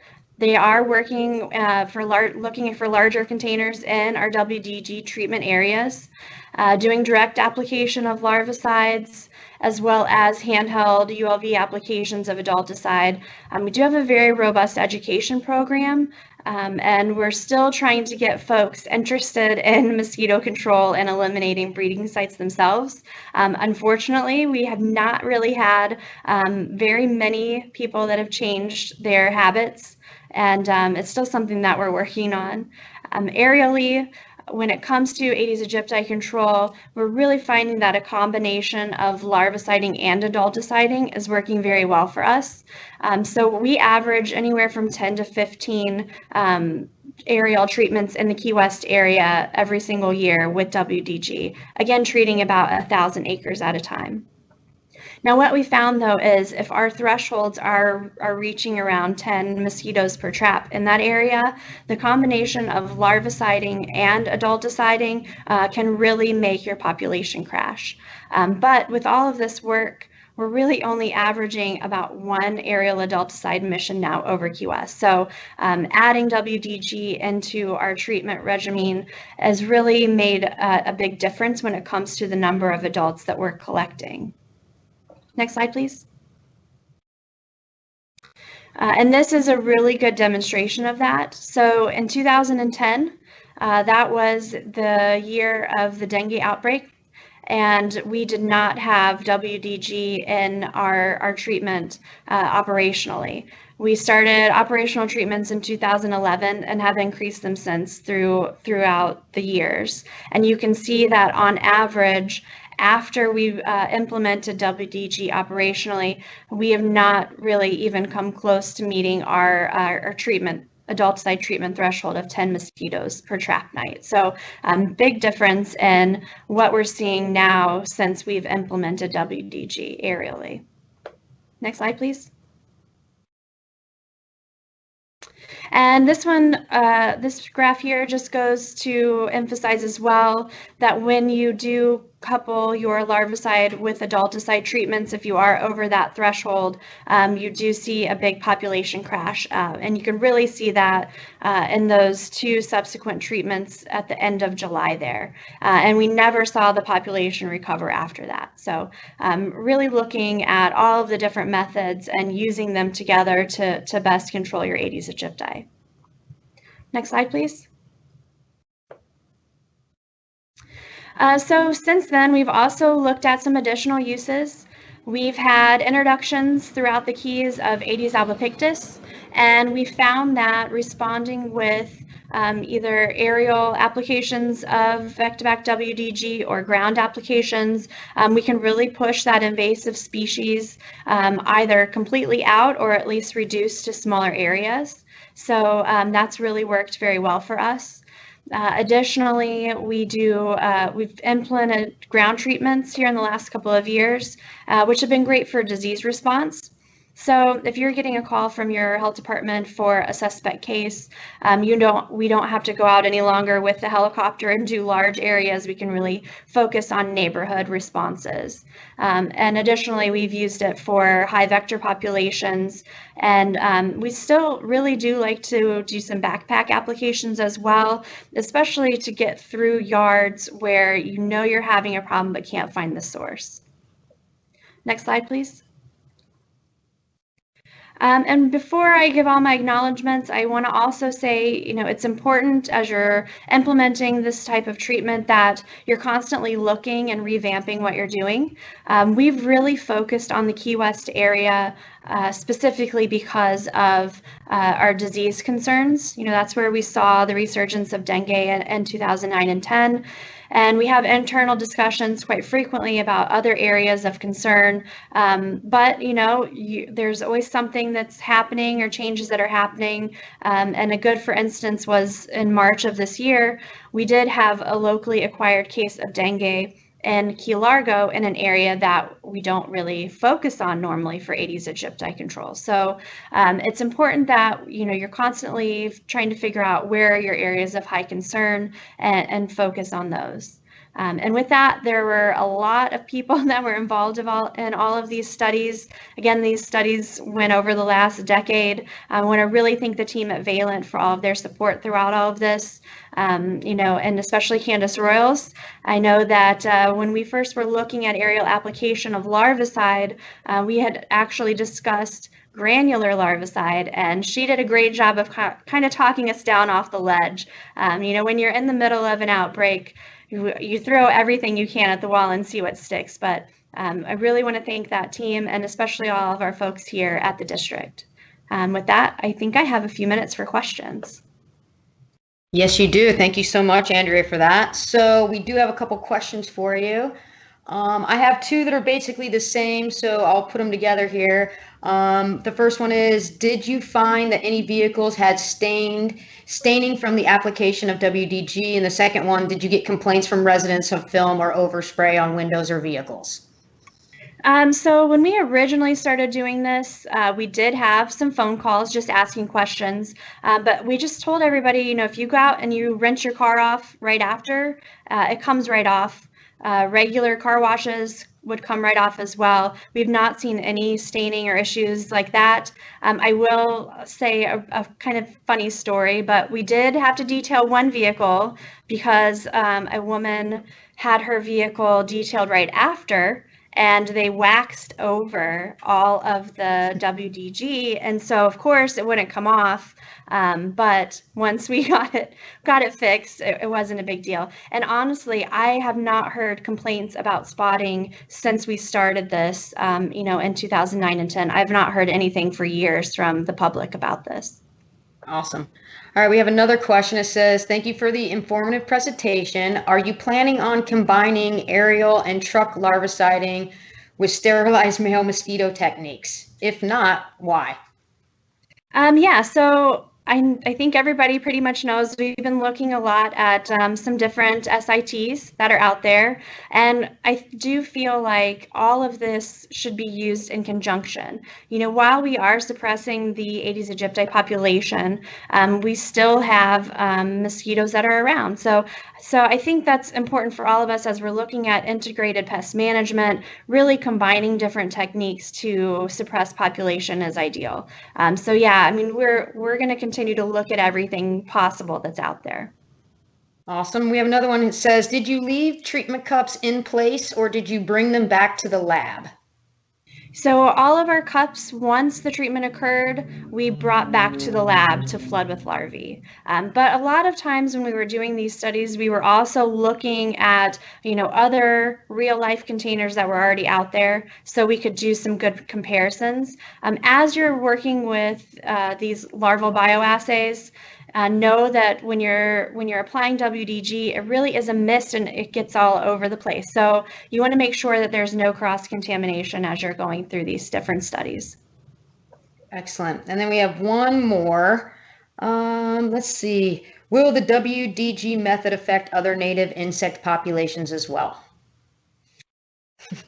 Yeah, so that's the great thing about BTI, right? So BTI is specific for mosquitoes and black fly larvae. So that's why we really love using it throughout all of our treatments. The public really loves it as well. So no, we have no other concerns locally for any other insect species. Awesome. All right. Well, that's it for the questions in your section, it looks like. There's one more we'll save for the panel. So thank you so much, Andrea, for the presentation and your time. Again, she'll be back during the panel discussion for any additional questions that you may think of as we move forward. And all right, we're going to bring up our next presentation. So let me just load it up here real fast. All right. Maybe. All right. Actually, I'm going to have Banu pull that one up because I don't see it. Banu, could you go ahead and pull that presentation up for me? It's okay. Let me see here. All right. Okay.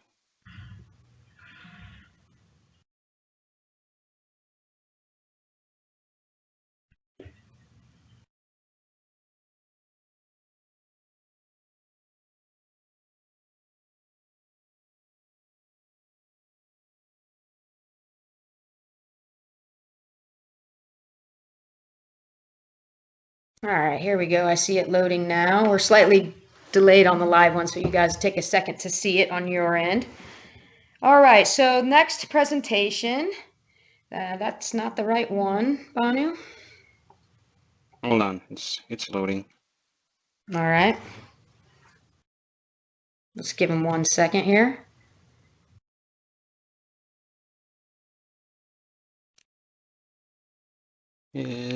Okay? Is Dr. Brown here? Yep, he sure is. You want to go ahead and do his next? Yeah, let's do that, and then we'll come back here. All right, I'm going to go ahead and let me pull your presentation up, Dr. Brown. Okay, I'll be fine. Leanne, I'm doing it. It should be showing up now. Okay. Banu, I'm going to let you go ahead and take controls because I can't see what you see. All right, yeah, we'll do it. All right, let me go ahead and introduce Dr. Brown here while we're getting this prepared. So Dr. Grayson Brown is the Executive Director of the Puerto Rican Vector Control Unit, and today he's going to present WALS shows great promise in fighting arbovirus disease in Puerto Rico. So Banu, when you're ready, you can take it over. Yep. Okay. We can. Yeah, it's live.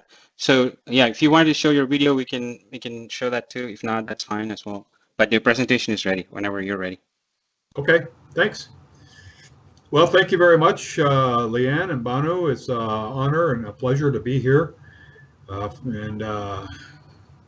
Buenos dias from Puerto Rico.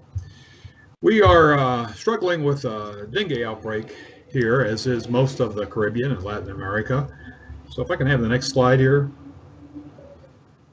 Advance the slide, please. Yep. Thank you.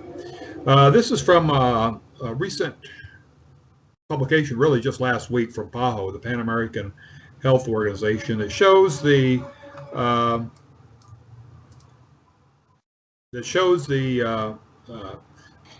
vector-borne diseases that we have in Latin America, and you can see that the dominant ones in our area are dengue, chikungunya, and Zika, which are mostly in tropical areas transmitted by Aedes aegypti. Puerto Rico, if you can see, we're way down here someplace. We really only have those three, so we don't have to worry about West Nile virus. We don't worry about St. Louis encephalitis or Eastern equine stuff. We don't have any of that stuff. We don't have malaria right now, so we're mostly concerned about Aedes aegypti. We don't have Aedes albopictus on the island, so we're really concerned about just that one species. Next slide, please. The outbreak in Latin America is really serious. It's a historic one. You can see from this slide the number of cases, dengue last year, 2019, over 3 million in the area, which was by far a record-setting year. So far this year, we're at about 1.25 million, but that's just the calendar year, and we haven't got to the big dengue season yet.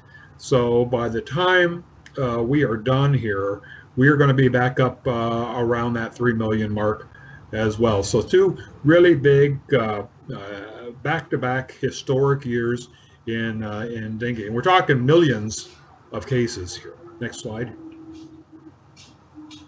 But this year, what's different this year is not only do we have a big dengue outbreak, but of course we have COVID-19 situation. We're finding in our area that a lot of the health departments are pulling people out of vector control and putting them into spraying with disinfectants and other anti-COVID measures. But as this slide shows, that's kind of short-sighted. We have similar numbers of cases so far this year: 1.25 million cases of dengue and 1.5 million cases of COVID region-wide.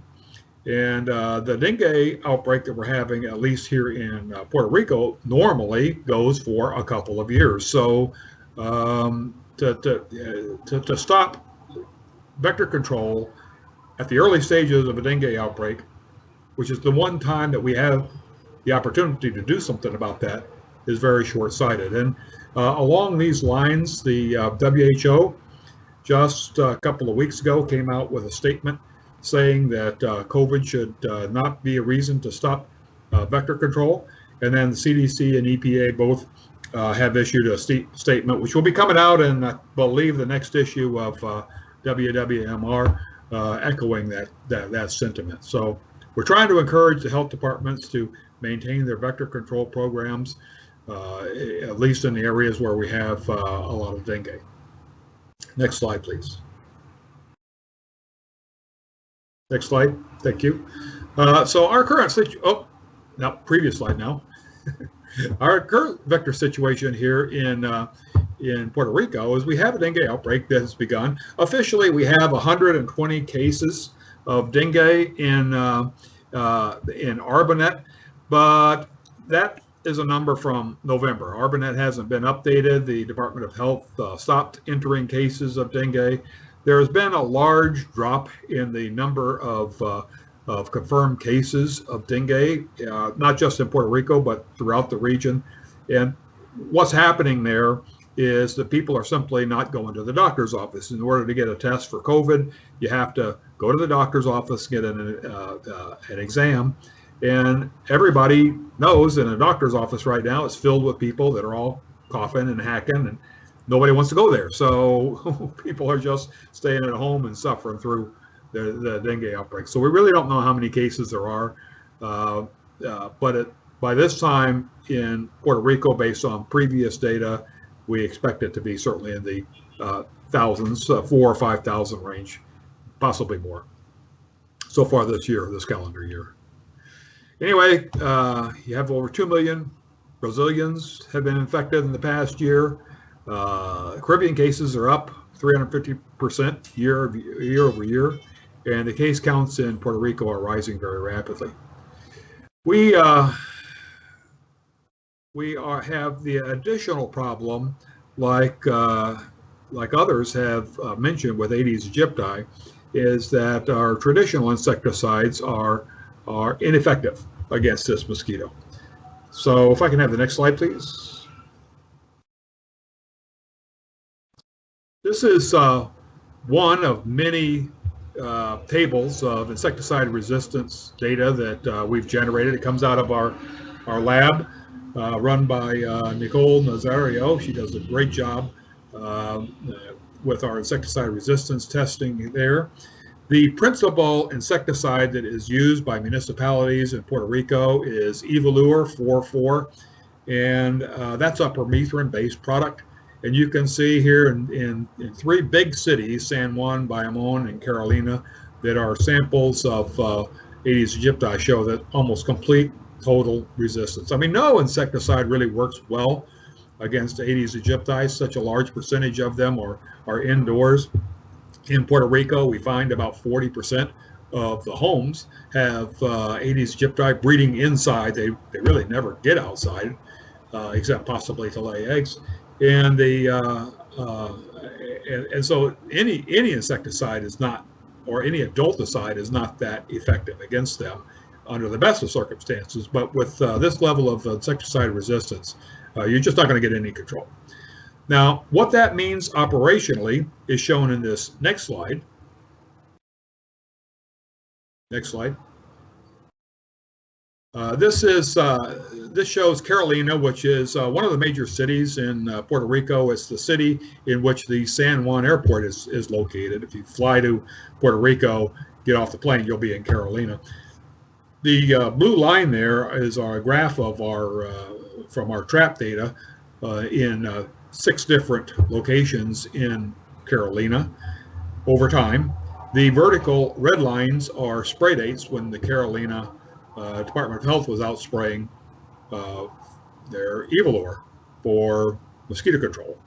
And you can see that there's not any effect at all on Aedes aegypti. Now, in their defense, Carolina at this time was having a terrible time, a terrible problem with Aedes tenorinchus, the black marsh mosquito.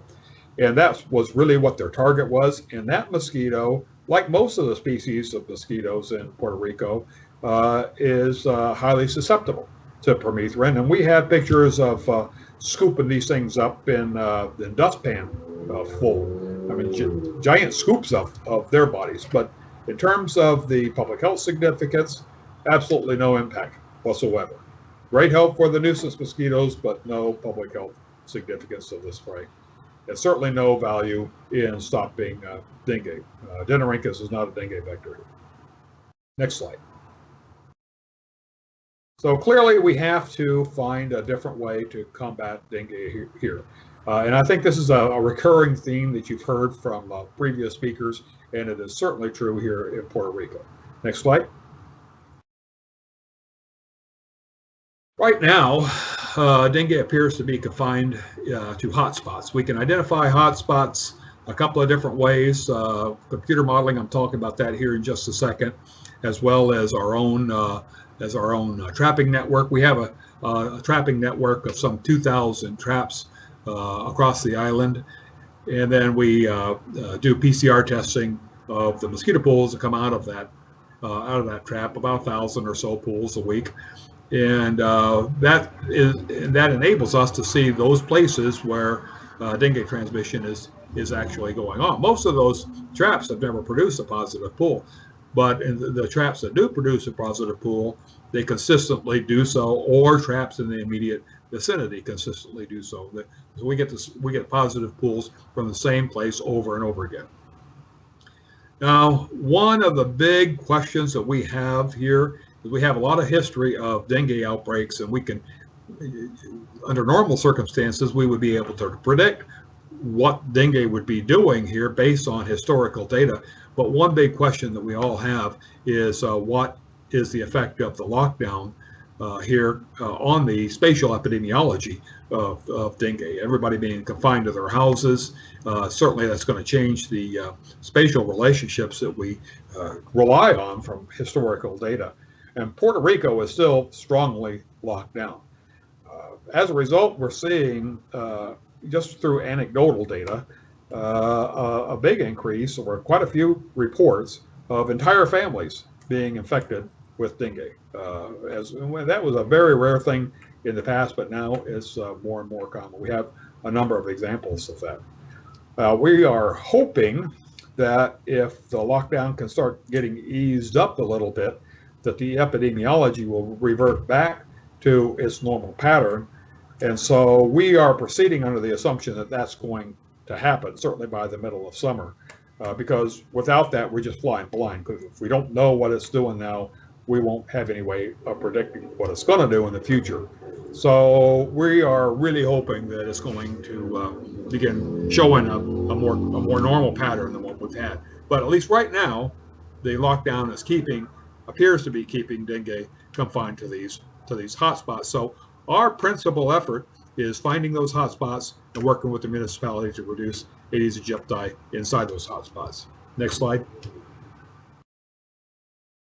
I mentioned that we do some computer analysis. Actually, this is being done by our colleagues at the CDC Dengue branch right around the corner from our office here. This is one of the cities, Caguas, in the middle of Puerto Rico.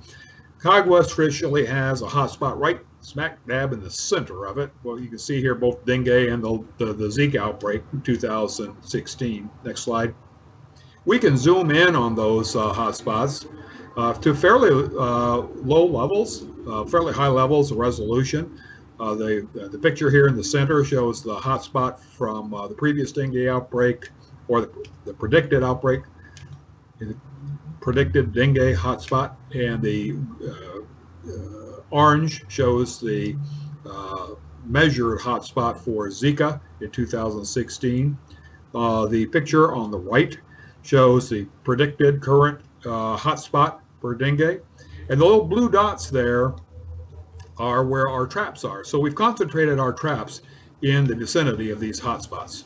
And those and the mosquito pools that come out of those traps are high priorities for us. There's a number of these hotspots that we've identified this way. And that's how we know that they are operating. Can you push advance for me so I can fill up this little box to the right? There you go, thanks. Now the hotspot size in the computer modeled version is in the order of hundreds of meters. But what we're finding when we look at our mosquito pool data, that it's actually much larger, or at least the traps that consistently produce positive pools is spread out over acres. And so a typical treatment size when we're targeting one of these hotspots is in the order of maybe 100 acres or so, plus or minus a little bit. Next slide. So we're working with municipalities. We released an emergency plan for managing Aedes aegypti. Here it doesn't use any adulticides. It explains the current dengue situation and what things they can do. I'm going to explain those here in just a second. And it lists ways in which the PRVCU can help, with the principal source of help being technical advice, support with PCR testing, and WALS. Next slide. This is, I'm sure you're all familiar with WDG, but this slide here represents the talking points that we present to the mayors when we work with the municipalities. We're working with a number of them now on this plan, and in each case you have to go to the municipality, meet with the mayor and their advisors and their people, convince them that you know what you're talking about, and show them the plan and go over it and that type of thing. So these are the selling points that we use with WDG, and so far they've all been enthusiastic about letting us come in and help them with these sprays. Next slide. The community engagement is absolutely critical. People are used to seeing spray trucks go up and down the street, but what they're not used to is having a spray that has the odor of the WDG, nor are they used to a sudden increase in frequency of spraying. They're used to seeing a spray truck maybe once a year, which was pointless, but now we're coming by once every week or two. So when they see that, they're suspicious. The people in Puerto Rico are suspicious of their government to begin with, and when they see a sudden increase in the frequency of spraying, they believe that they become concerned that there may be some big outbreak of a horrible disease that they're not being told about. So the community engagement is very critical in getting community acceptance. Next slide. Like others, we did bioassay cups by placing them under various coverage situations early on in our testing and evaluation: partial cover, open to sky, dense vegetation, and so on. Next slide. And what we found is represented in this slide. Most of the places that we put those cups out, so we would put these cups out, drive the truck by, and then take the cups in to the lab, put them in water, and then challenge them with our larvae, with our local larval strain. Most of the time, you could see that the houses, regardless of where the cups were, there was a very high, nearly 100% or 100% mortality as a result of that action. But there was always one or two houses out of 10 where there was very poor control. We believe that that's due to obstructions. I think this is probably a result of driving the same route each time. So I've talked with our GIS guy, and we are modifying that route so that we drive a little bit different route each time and don't approach those obstructions from the same direction. Next slide. I think that'll solve that problem. We recognize that WALS, as this point's been made before, WALS is a component in an overall program. Can you just advance on through this list of things, Banu? All the way down to 3. So we made a number of equipment modifications from the factory recommendations. As you can see, we changed we went more towards lower concentration and higher volume, which meant that we then had to make some changes in the air velocity and blade angle so that we could get the right droplet size and not over-atomize it. And then here we are in a tropical environment, and we felt like the 2-week interval was too long, that we were letting some of the larvae get through all the way to pupation. So we have reduced that application interval to 10 days. We require debris cleanup as a condition of participation. The municipality has to do that themselves. And then we have a very strong house-to-house inspection program. Next slide. We're using Buffalo turbine and A1 sprayers. You can see here the Buffalo turbine on the left, A1 on the right. They both do a great job. Next slide.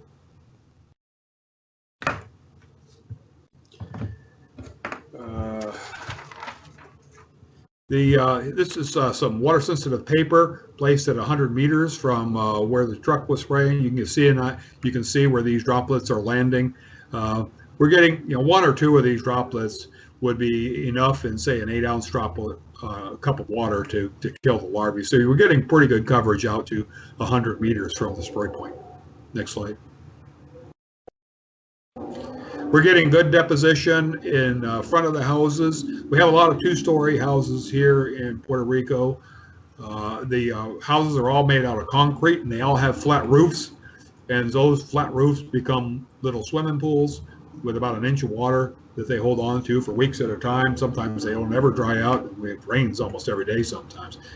So getting deposition on the rooftops is very important to us, and then getting good coverage in the backyard. And both of these sprayers are doing that.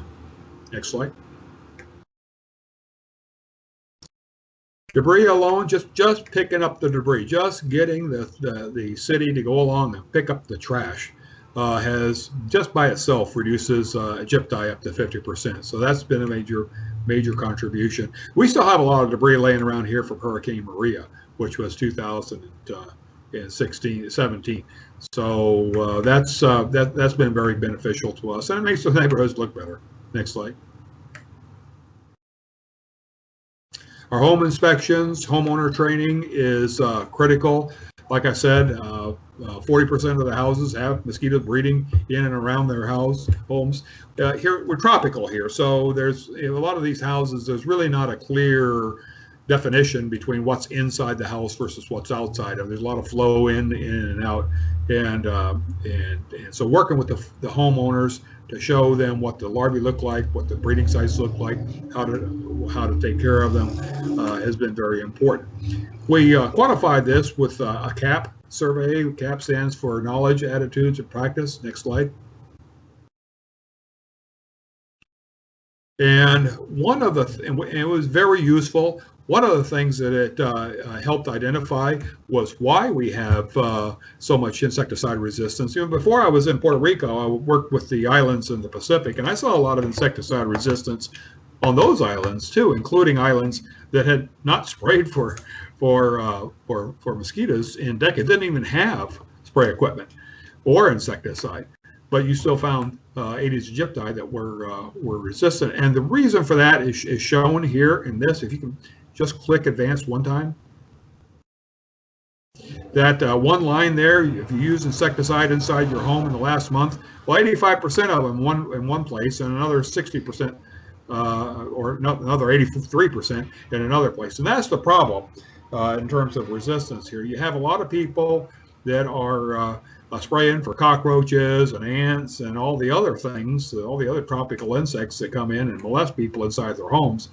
And the Aedes aegypti, that one species, is living there inside the homes. So they're constantly being exposed to these domestic uses of insecticides. And that's why Aedes aegypti is resistant to all of these insecticides, whereas the other mosquito species, the other 39 species that we have, are all susceptible. Another important thing that came out of the CAP survey, next, advance it please one time, was that our container indices fell by 50 to 70%. So the debris cleanup reduces the population by 50%, and the the home inspections and the homeowner training reduced it another 50+%. So that was a big help right there by itself. Next slide.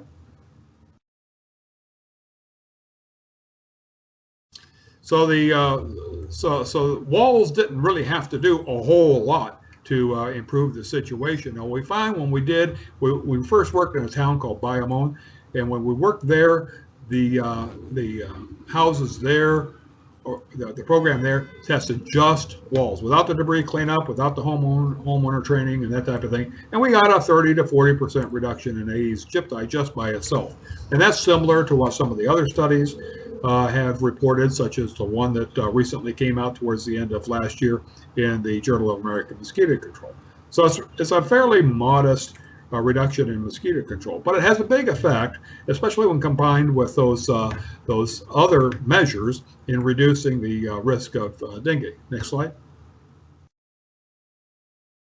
So here we are in Dorado, showing the impact, first of all, the debris and the community cleanup, community education program took our population from somewhere in the 30s down into the 10 or so range in Dorado, which is the blue line, compared to San Juan, which the population only slightly went down. This is, if you can see, this is the time frame of this entire graph here is from June to the end of December. So this is so there is a slight seasonal reduction in Aedes aegypti.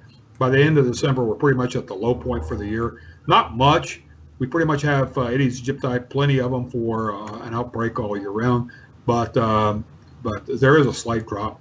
But there's a much bigger drop in the area where we were doing the debris cleanup, community program, and then once WALS started at the end of September, then that pushed the population on down to 5 or less mosquitoes. And that's significant because we know from a lot of studies here in Puerto Rico, we're using AGO traps. And with an AGO trap in our situation, we know that once we get the population down below 3 females per trap per week, then that's a population that is so low that it can't maintain a dengue outbreak. So that's our target. That's what we're trying to get to. And you can see we're pushing it down pretty close. Next slide. Now, when you have an average of that level, then that means a high percentage of the traps are below that. And the red line here shows that up to 70% of those traps represent a population that is so low it can't maintain a dengue outbreak. In comparison, San Juan has maybe 20%. Just for a random chance, there's going to be some traps that don't have very many mosquitoes. So we interpret this as being basically, if you were to drop into Dorado at some random point in Dorado, you would have a 70% chance of landing in a spot where the Aedes aegypti was so low that it can't maintain a dengue outbreak. So we're very encouraged by that. And I would note that while San Juan has a large number of dengue cases, expressed either as absolute number or as number per 100,000, Dorado so far has none. So we are very enthusiastic about the results that we're beginning to see on that.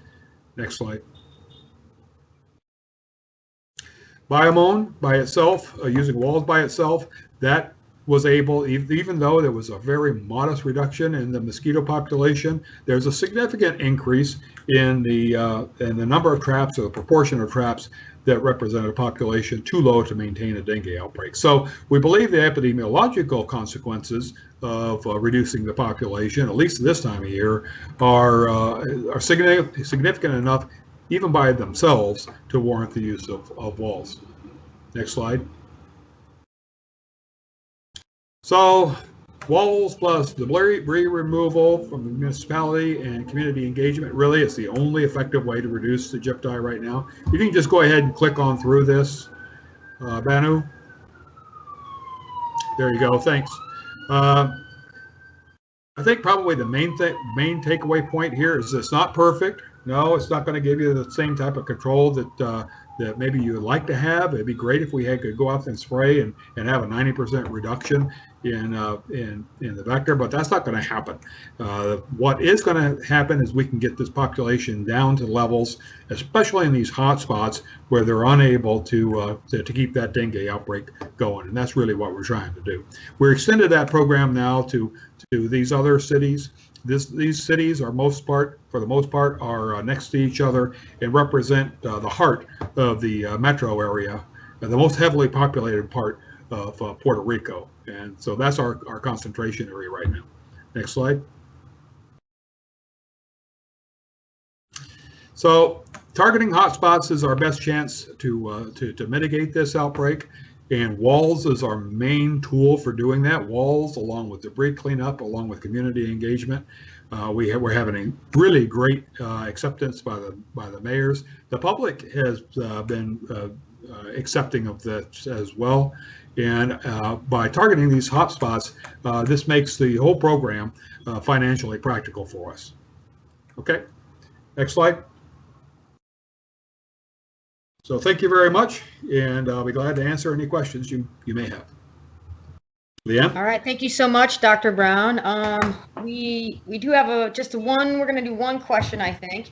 Here we go. It says, can Dr. Brown please elaborate on who is promoting the need to continue vector control amidst COVID? We would love to be able to share and promote this while where similar actions are being done. Can you repeat that? Who Sure. is promoting it? Yeah, who is promoting the need to continue vector control amidst COVID? They'd like to share that information. Apparently other people are having the same struggle. Oh, okay. Well, we are. Well, of course, all of our stuff is in Spanish, but like I said, the CDC has recently just modified their website to promote that, and the WHO. I will be glad if somebody wants to, you know what I'll do is I'll send you some links that people can link to, and then you can distribute it to the people that registered for the seminar. That would be excellent. Thank you so much, Dr. Brown. Sure. All right, awesome. And everybody can contact me if they have additional questions. There's my email right there. Definitely. And again, Dr. Brown will be here. I see more questions coming in for you, but he will be here during the panel discussion, so we'll throw some more of these out during that time. But we're going to continue on and move forward. So our next presentation, Banu, if you'd like to go ahead and pull it up. We have Dr. Kira Lucas, the Director of Research at Collier County, Florida, Mosquito Control District. And she's going to give a presentation on the characterization and efficacy of VectoBac WDG applications targeting container-inhabiting mosquitoes utilizing unmanned aerial vehicles. So as soon as Banu pulls that up for you, you guys can get started. Yep, it's up and ready. Okay, thank you, Leanne. And I'd like to thank Leanne and the rest of the team at Valent and BioSciences for inviting me to present this again. As my title suggests, I'm going to be talking about using VectoBac WDG in our unmanned aerial system. We actually just started a drone program about the end of 2018, and we started with a few small Mavic Pros, which were used to do surveillance for mosquitoes in mangrove swamps and other areas. And you'll see some pictures of also that we took of residential areas. And then we progressed further and started doing vary and NDVI mapping, and then started moving into actually putting out control materials. And in this case, we're just discussing VectoBac WDG. Next slide, please. Okay, so as you can see here, Collier County does have container breeding species. It's spread throughout the district. We have our Aedes aegypti in urban areas of the county, which you can see here. This is one of our prime areas where we get a lot of Aedes aegypti. We have Aedes albopictus in our more rural areas of the county, and Culex quincunfasciatus is kind of spread throughout Collier County as well. Casey did a great job at discussing pyrethroid resistance in container breeding species in Florida, and here in Collier we do have pyrethroid-based insecticide resistance in our Aedes aegypti as well as our Culex quincunfasciatus. So what we do is we primarily target these species using liquid larvicide applications, and in this case we primarily use VectoBac WDG. Next slide, please.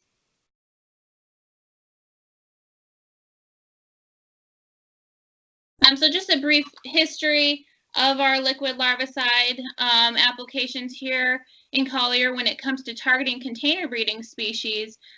We first purchased a buffalo turbine as well as a liquid larvicide unit for our rotary wing aircraft in 2016, and that was in response to Zika virus.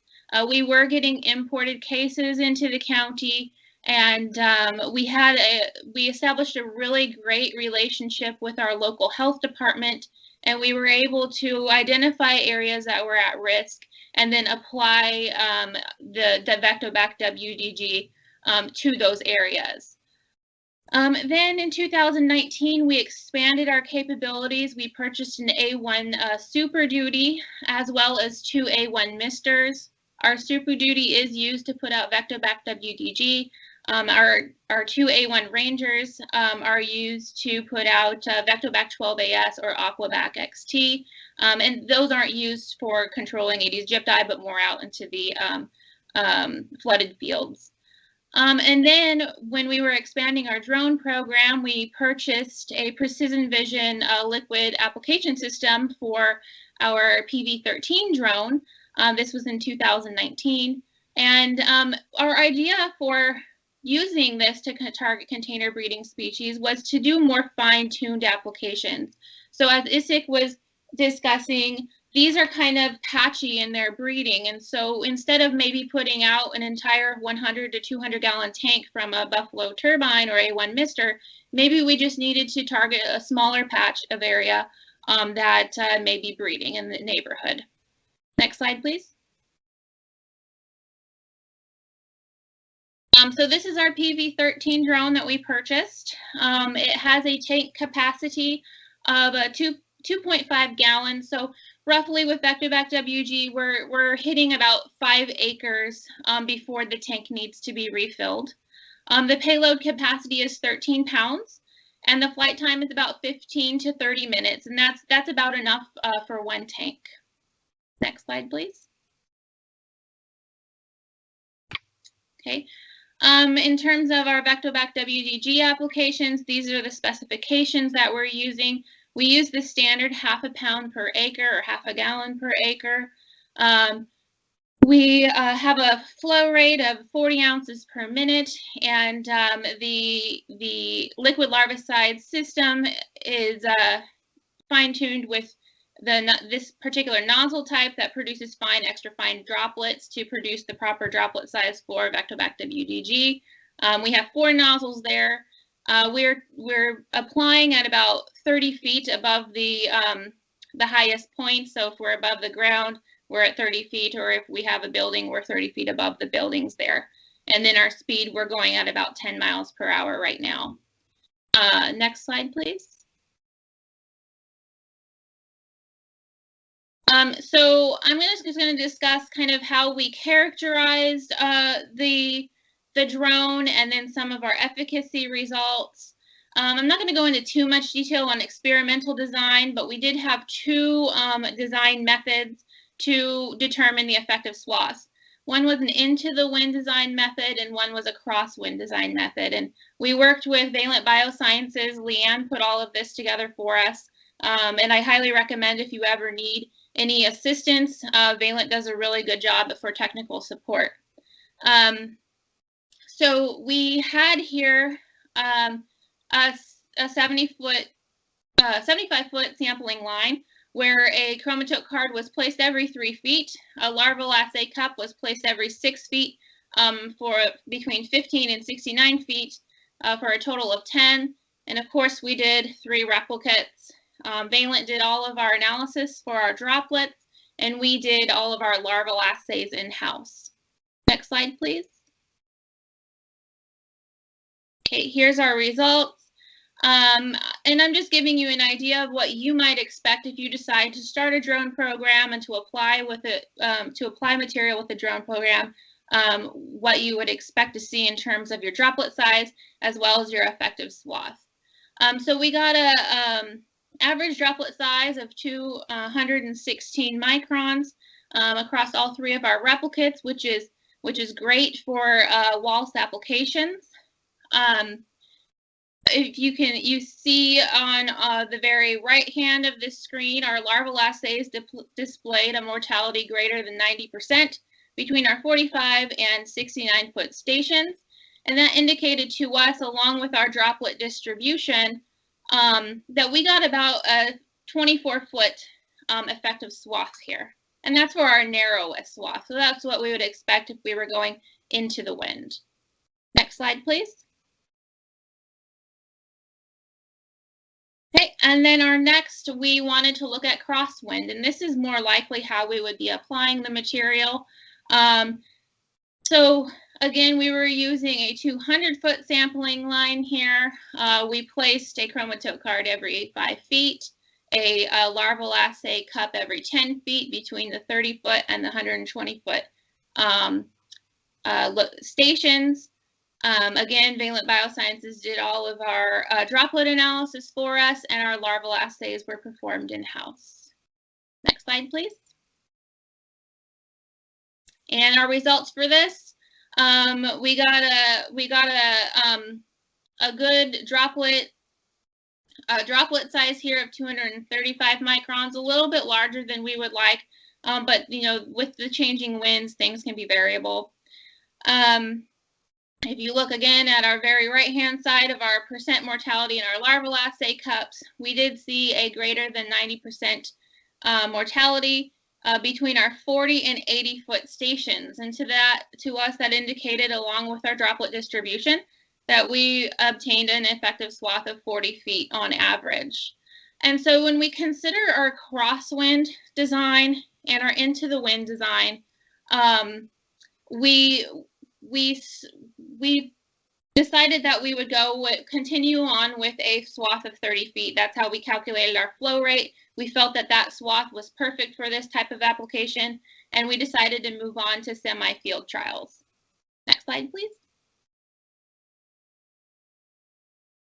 Okay, so our first semi-field trial, we just wanted to make sure that if we were using the drone, were we actually getting the material to the targeted location. So this is just set up at our district. We placed several larval assay cups in a 1-acre block at our district.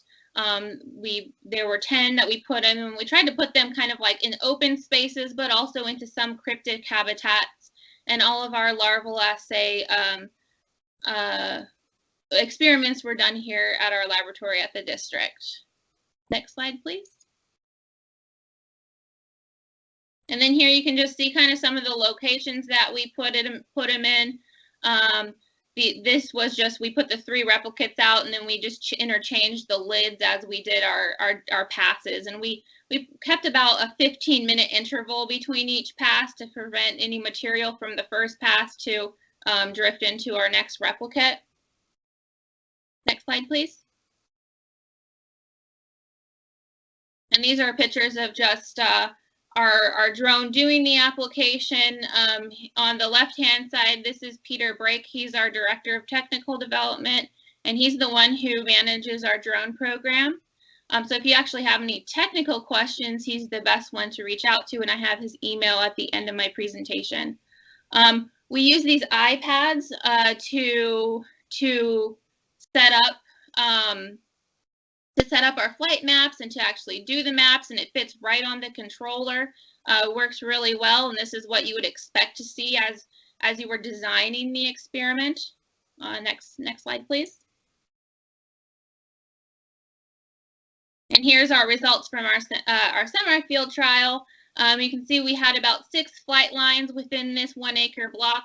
One aspect with this is that we cannot account for drift. We actually have to, the applicator has to account for drift manually. So you can see that the targeted area versus our flight lines are a little bit shifted, and that's because we did have a wind. But again, that has to be all done manually. There's no drift model or anything that we can use with our drones at this time.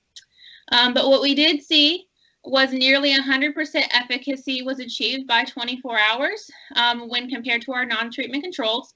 And the only thing with that final replicate in cups 4 through 6, we had reduced efficacy, but we were starting to see wind changes by the time we got to our 3rd replicate. But overall, we were really happy with the results, and we decided to move forward with operational use and still continue with that 30-foot swath and all those specifications that I mentioned in the beginning. Next slide, please. So we moved on to an operational application.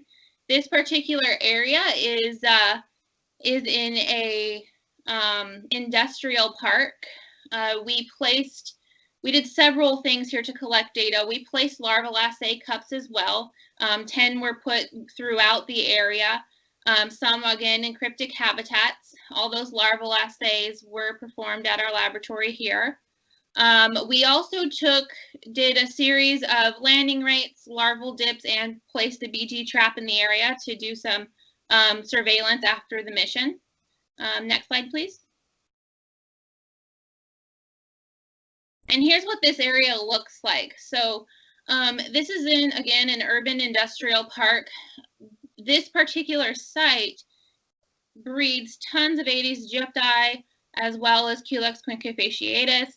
The areas around it don't breed as much as this particular space, and I'm sure you can see why. We have tires, pallets, paint buckets.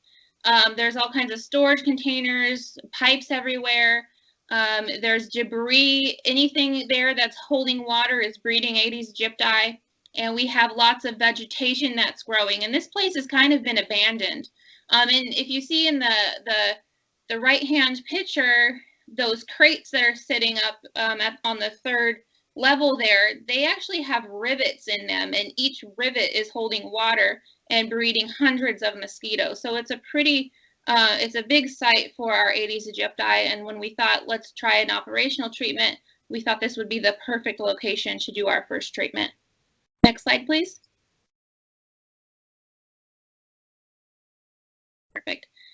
So here we made a 1 acre block surrounding that building. We had about 7 flight lines here, and we achieved nearly 100% efficacy within our 24 and 48 hours post-treatment in our larval assay cups, which I was really surprised and happy to see that. Next slide, please. And then in terms of our larval assays, or our larval density, as well as our percent positive containers, we continue to do our post dips and looking at our larvae. And we saw that larval density decreased substantially by 2 weeks post-treatment, but they began to reestablish by 4 weeks post-treatment. So we were getting a larval control for about 14 days, 14 to 21 days, which for us was what we expected, and that's very similar to what we're seeing with our buffalo turbine and A1 misters. In terms of our positive containers, by 1 week, we had a substantial reduction in our number of positive containers. However, they did start to increase to about 60% towards the end of the experiment, but activity really remained low. Next slide, please. In terms of our landing rates, we were really happy to see this. We did see a substantial reduction in our Aedes aegypti population within a week after the treatment, and that remained low again for about 2 to 3 weeks. And again, that's very similar to what we see with our buffalo turbine and A1 misters. Population did start to reestablish within 4 weeks. And then we saw similar results here with our BG Sentinel traps. Next slide, please. Okay, so our conclusions here, we decided that using our drone was perfect for applying WALS applications of VectoBac WDG. We again wanted to have the ability to very fine-tunedly target certain locations that we're breeding versus having to go out with an entire truck and try to put out 100 gallons or 200 gallons of material, or even go up with an aircraft and putting out in a larger area.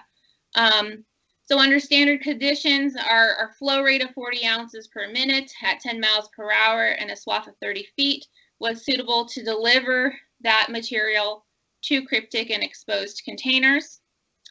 Again, we saw a decrease in juvenile and adult container inhabiting mosquitoes for 14 to 21 days post-treatment. And so we're going to continue to use VectoBac WDG and our PV13 drone to target those smaller areas that may be breeding. And that should be done every 14 to 21 days as long as mosquitoes are present in the area. Next slide, please. So with that, I want to thank everybody at Collier Mosquito Control District. Peter Brake, he's our Director of Technical Development. He put together the whole, the drone and the larvicide system. And he's going to be the one you're going to want to contact for technical questions. You can contact me for any research questions. Next slide, please. And here's our email addresses if I don't get to any of your questions today. And with that, I'm happy to answer any questions. Awesome. Thank you so much, Kira. We do have questions in here for you.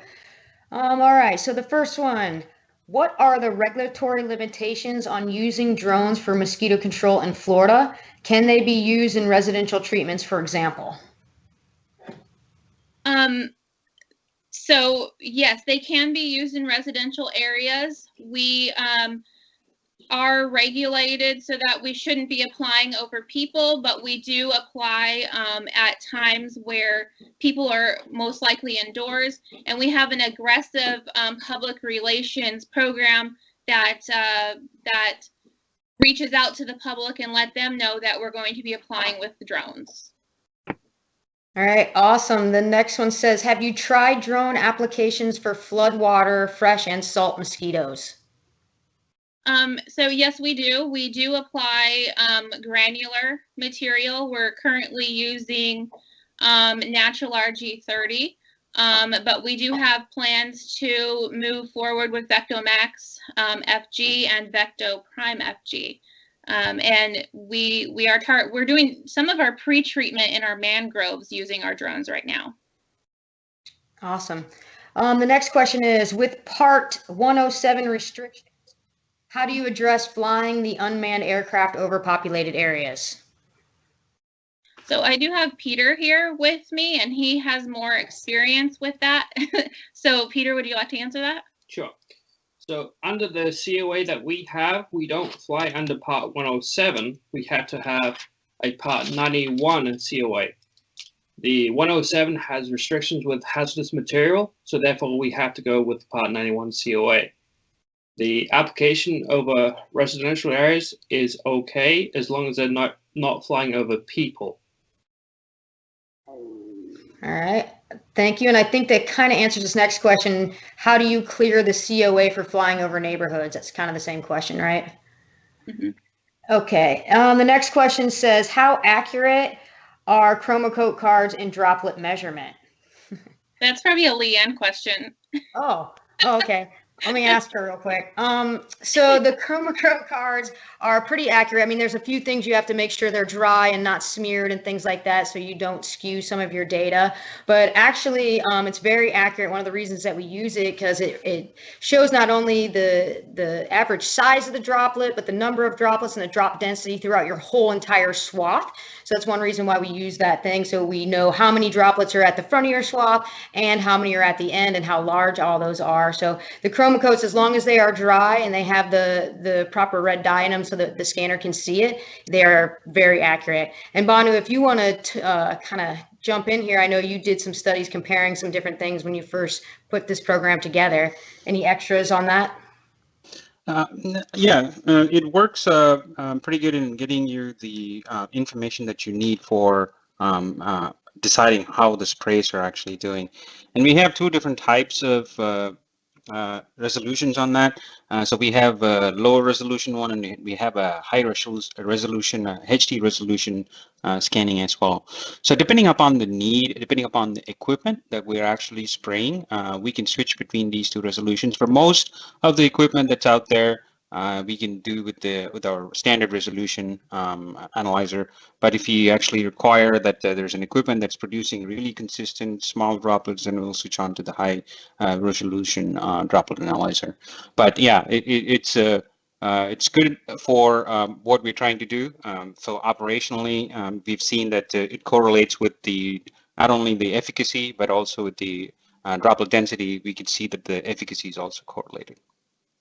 Awesome. And we also tried previous programs that we have compared with, and it performs on par with that. But the real test is, of course, with the droplet density you're seeing, what is the efficacy that you are going to get? That gives you the best information that you have. And so far, the density and the size of the droplets have correlated with our efficacy. That's how we validate our analyzer. Awesome. Thank you for that. Kira, that's the only questions we have directed for you and Peter at this time. So thank you very much. We do have a little bit of time before the morning session is over for a few other questions. So I'm going to loop around back to Dr. Brown here, and if you don't mind, and we will ask you a couple more questions that have come in. All right. Let's see. Dr. Sure. Brown is on. Okay, there you go. Yep. There he is. All right, Dr. Brown, have you considered indoor residual DDT treatments as practice success against malaria in Africa, for example? It seems like this could be an effective strategy against indoor mosquitoes, given that DDT is also a spatial repellent. Well, DDT is not registered for use here in Puerto Rico for that, so I don't think we get to have that as an option. We have looked at other types of treatments. I know Bayer has a product that was developed with IVCC, the International Vector Control Consortium. It's Fludora Comax. That's a very interesting product. I would love to use that. It's a product that targets the resistance mechanism and will overcome insecticide resistance. Really shown great results when used as an indoor residual spray in malaria and with malaria mosquitoes and with Aedes in South America. But it's not registered here. So if we could get a little bit more cooperation with the Department of Agriculture, which is responsible for pesticide regulation, we could get some of that in here. And I hope to do that someday. Awesome. Yeah, we're very interested in using those types of products. All right, cool. And there's one more question here for you about the buildings. Is there any building regulations to redesign rooftops to curb dengue outbreaks? You mentioned the flat rooftops. Is there any talk about fixing that structurally? No. They're all made out of concrete because of the storms.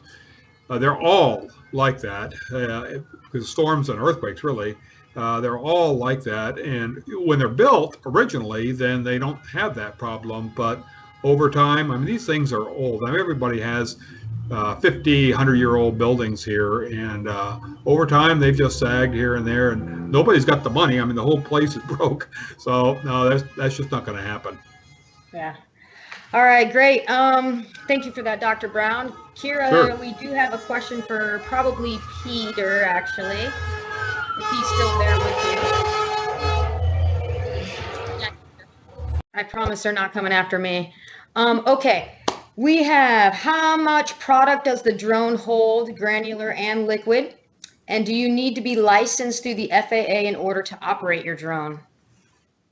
Okay, so with the model that we have, we can carry up to 13 pounds of material, whether it be liquid or granular. But we have to be registered by the FAA and, of course, FDACS, or the Department of Agriculture, so that we can apply material. I needed a Part 107 license. I'd already had my PARS license, private PARS license, so it was an easy transition for me. But I also have to go with FDACS with the aerial applicant license. And each state has their own requirements with that. Right. One more for you, Peter. Are you using the UAS in controlled airspace, and what limitations have you discovered? So we do have pretty much the whole range within the county. We have good communications with our control tower, so we have no problems with doing so. Our COA dictates that we have to issue what we call a notice to airmen 24 hours beforehand. We have not seen any operational restrictions with that, but we're allowed to go wherever we basically need to. If it's an uncontrolled airfield, I just basically call the airport manager saying, hey, we're in this area at this time. Okay. All right, one more, Peter. Good thing you brought him along, Kira. That was a smart move. I need him here for the technical questions. That's what people have. Awesome. We have what's the average cost of a drone?